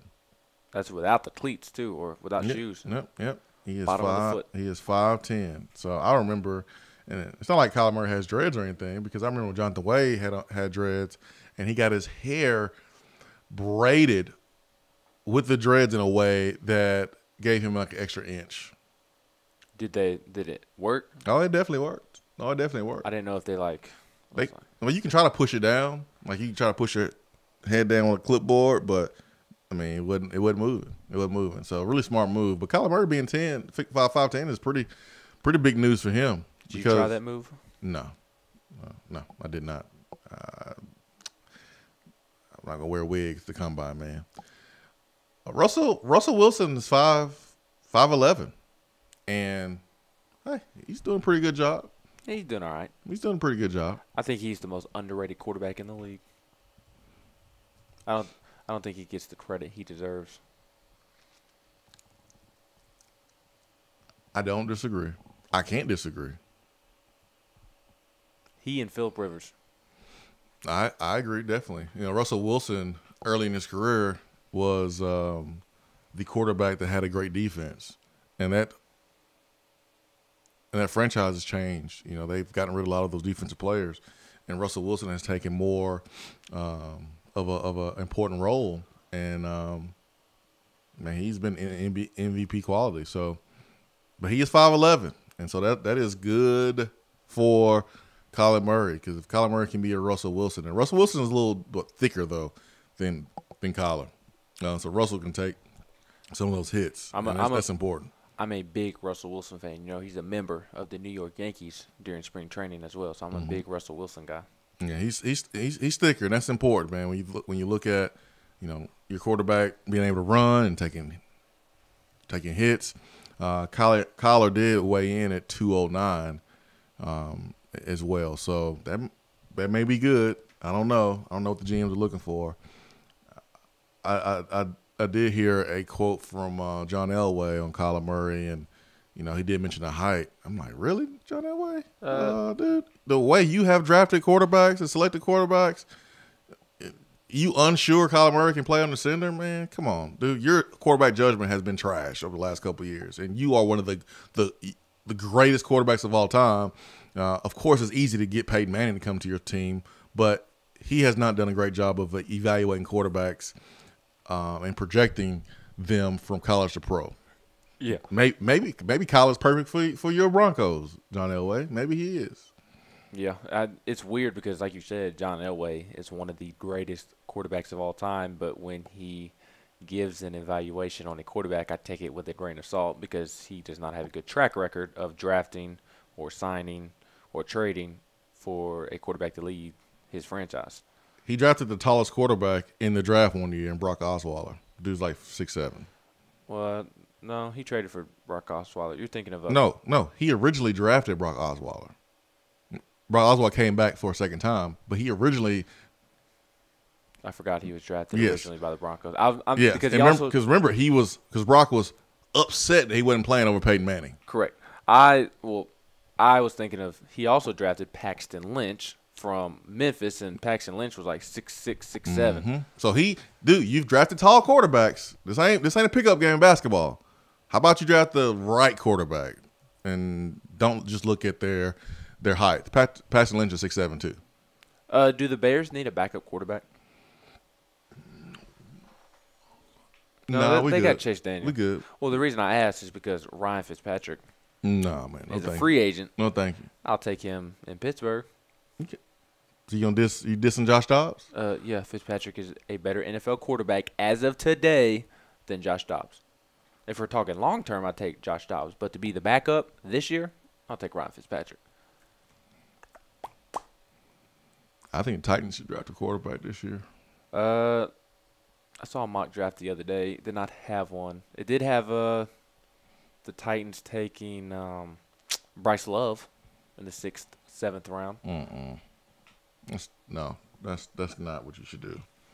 What they should do is get a quarterback, and they should get Nick Foles. To be honest, they should get Nick Foles. That's hard because I truly believe that if Marcus Mariota is healthy, the potential with Marcus at quarterback is greater than with Nick Foles at quarterback. Because Nick Foles is very streaky to where like he'll play 4, 5, 6 games really well, but when you look at his overall body of work over the course of 16 games, it's not as great. He's been the best quarterback in the clutch in the last 3 years. In the clutch, when it matters the most, when the game is on the line, he's been one of the best quarterbacks in the league. That's what the Titans need. They got a lot of pieces in place. They've been to the playoffs. They won a game last year. This year they failed to reach the playoffs, but they're right there on the cusp. And are you going to go get a rookie quarterback to get you over the hump, or are you going to go get someone that's already won Super Bowl, that has already been in the fire, already been in the fight, that can give you that extra push? I'm going with Nick Foles if I'm the Titans. And Nick Foles is going to demand a lot of money if you're going to bring him in. His asking price is rightfully so very high, and it should be, because he has been a blessing for the Eagles the past 2 seasons. If I'm the Titans, though, I think Marcus Mariota does have the capability of getting you over the hump if he is healthy. If instead of spending all that money to have Nick Foles on your roster, I'm spending that money elsewhere to bring in weapons at receiver, shore up that offensive line that was disappointing last season. Deion Lewis, I don't know that the Titans got everything they wanted out of Deion Lewis last year. Maybe bring in another running back and shore up the defense as well. That's what I would do if I was in charge of the Titans. But I don't blame your line of thinking either. I don't think it's like a bad idea. If I had to put a percentage on Marcus Mariota being healthy this year, it's not great. It's below 50, and it's been below 50 the last couple of years. And for that reason, man, I'm getting a quarterback. I'm getting Nick Foles. I'm getting Nick Foles. I'll even get Ron Fitzpatrick as a backup just in case, because Ron Fitzpatrick is a good backup quarterback in the league. He's a good backup quarterback. He's not a starter. He's a backup. Correct. But if you have a chance to get Nick Foles, I'm getting Nick Foles if I'm the Titans. Yeah. How many times have we said Marcus Mariota has the potential if he stays healthy? If he stays healthy, he don't stay healthy. My problem with Nick Foles is that it's just, I agree with you. I mean, he's been through the fire, and I think he is a great leader. His teammates respect him. But his sample size in terms of regular season football is just so small. This season he played 5 games, and the season before in 2017 when the Eagles did win the Super Bowl, in the regular season he started in 3 games. And he only completed 56% of his passes that season. So that would be my only concern of going out and forking out a lot of money for Nick Foles, is that his sample size in the regular season is not all that great. Now, if you're just looking at the playoffs, it's tremendous. And like you said, he's been tested. He's been through the fire. But I do think it's risky to fork out a lot of money at Nick Foles when maybe the Titans, if you do get a Marcus Mariota's best season, you shore up some pieces around him, I think the Titans could make a run at the Super Bowl. I think it's more risky to count on Marcus Mariota being healthy than to bring in Nick Foles. It's more risky not to bring in another quarterback. Yeah, I agree. I think you definitely have to bring in a quarterback. Because I'm going to tell you some teams who made some risky moves and where it paid off. The Eagles made some risky moves and, giving up draft picks and being aggressive in acquiring free agents, bringing in Malcolm Jenkins, bringing in Alshon Jeffrey. They were aggressive. And what did it get them? A Super Bowl. Well, I'll tell you another this team. Year, the Rams. I'm about to say, another team that was aggressive, bringing in the Ndamukong Suh, Talib, Marcus Peters, who had some baggage there from Kansas City, and it got them to the Super Bowl, bringing in Brandon Cooks. So either crap or get off the pot. You got to be aggressive. The Bears, they were aggressive getting Khalil Mack, and where did it get them? A chance in the playoffs to have a chance to go to the Super Bowl in Matt Nagy's first year. They were aggressive in hiring Matt Nagy, a young coordinator with no head coaching experience, and he wound up winning Coach of the Year. So you got to be aggressive if you're gonna do something in the NFL. Yeah, I don't disagree with you. It's just if I'm in charge of the Titans, I'm being aggressive elsewhere, trying to bring in the Ndamukong Suh along the defensive line, shoring up the secondary that has not been great for the Titans over the last couple of seasons. I'm trying to shore up positions elsewhere just because Nick Foles is going to command a lot of money. And if you do bring in Nick Foles, I think you'll prevent yourself from going out and attacking other areas in way of free agency. Like at that point, if you do bring in Nick Foles and spend a lot of money on Nick Foles, then you would have to shore up some positions elsewhere through the draft, and that is risky. The days of Trent Dilfer winning a Super Bowl without doing anything at quarterback, those days are over in the NFL. Over. Peyton Manning will be the last quarterback for a very long time to win a Super Bowl playing poorly. Mm-hmm. And the defense carrying the whole team. This league, with the rules, it is put in place now for more offense, and it's a quarterback league. It's a quarterback league. So that's why I say make the move, Titans. Yeah. Make the move. So on a scale of 1 to 10, how excited are you for 6-21 Vanderbilt versus 17-10 Lady Vols on the cusp of missing the NCAA tournament for the first time in program history tonight? When was the game? 7 o'clock Eastern on the SEC Network. Courtney Dunbar makes her return to Knoxville tonight. When's the game again? Tonight. What time? At 7 o'clock. That way you can. So from 7 to 9 o'clock, you need a parental lock on the SEC Network. I got it in prior engagement. I won't be watching. Do you really have a prior engagement? You have basketball practice? Nope. Oh, well, nope. No basketball practice. I hate that I gotta miss basketball practice, but this is very important. So I got a prior engagement. I'm working with March of Dimes. That's right. We have an event tonight. And for those that don't know, one of my kiddos was premature, and so March of Dimes, awesome organization here in East Tennessee, and they provide support to families that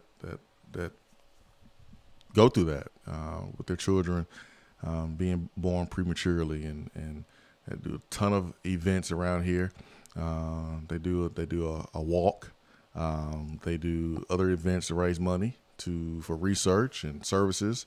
So that's what I'll be doing tonight. I was so fortunate enough to be a part of an event on Valentine's Day there at the Hilton in Alcoa,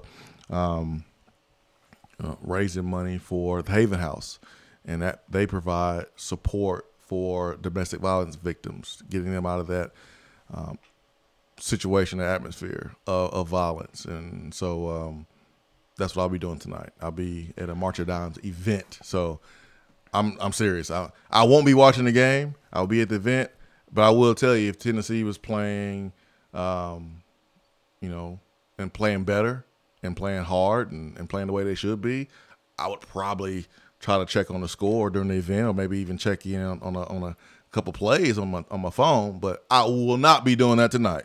Well, good. I'll just send you plenty of text messages updating you. Go for it. I'm gonna hit you with a new phone. Who this? No, you won't. You won't text me back like you normally do. The new phone. Who is this? I will not be responding to any Lady Vol updates during my event tonight, man. Do not do it. I do not care. Start playing better, then I will care. Start playing with heart. Start playing with passion. Start playing with some pride. Then I'll start watching. I ain't watching that. Well, we know one thing: if they lose tonight, I ain't watching that they mess. aren't making the tournament. I ain't watching that mess, man. I'm not doing it. For Ben McKee, I'm Jason Swain. Hope you have a great Thursday. We'll be back at 7 a.m. bright and early Friday morning. Peace and love. We are out.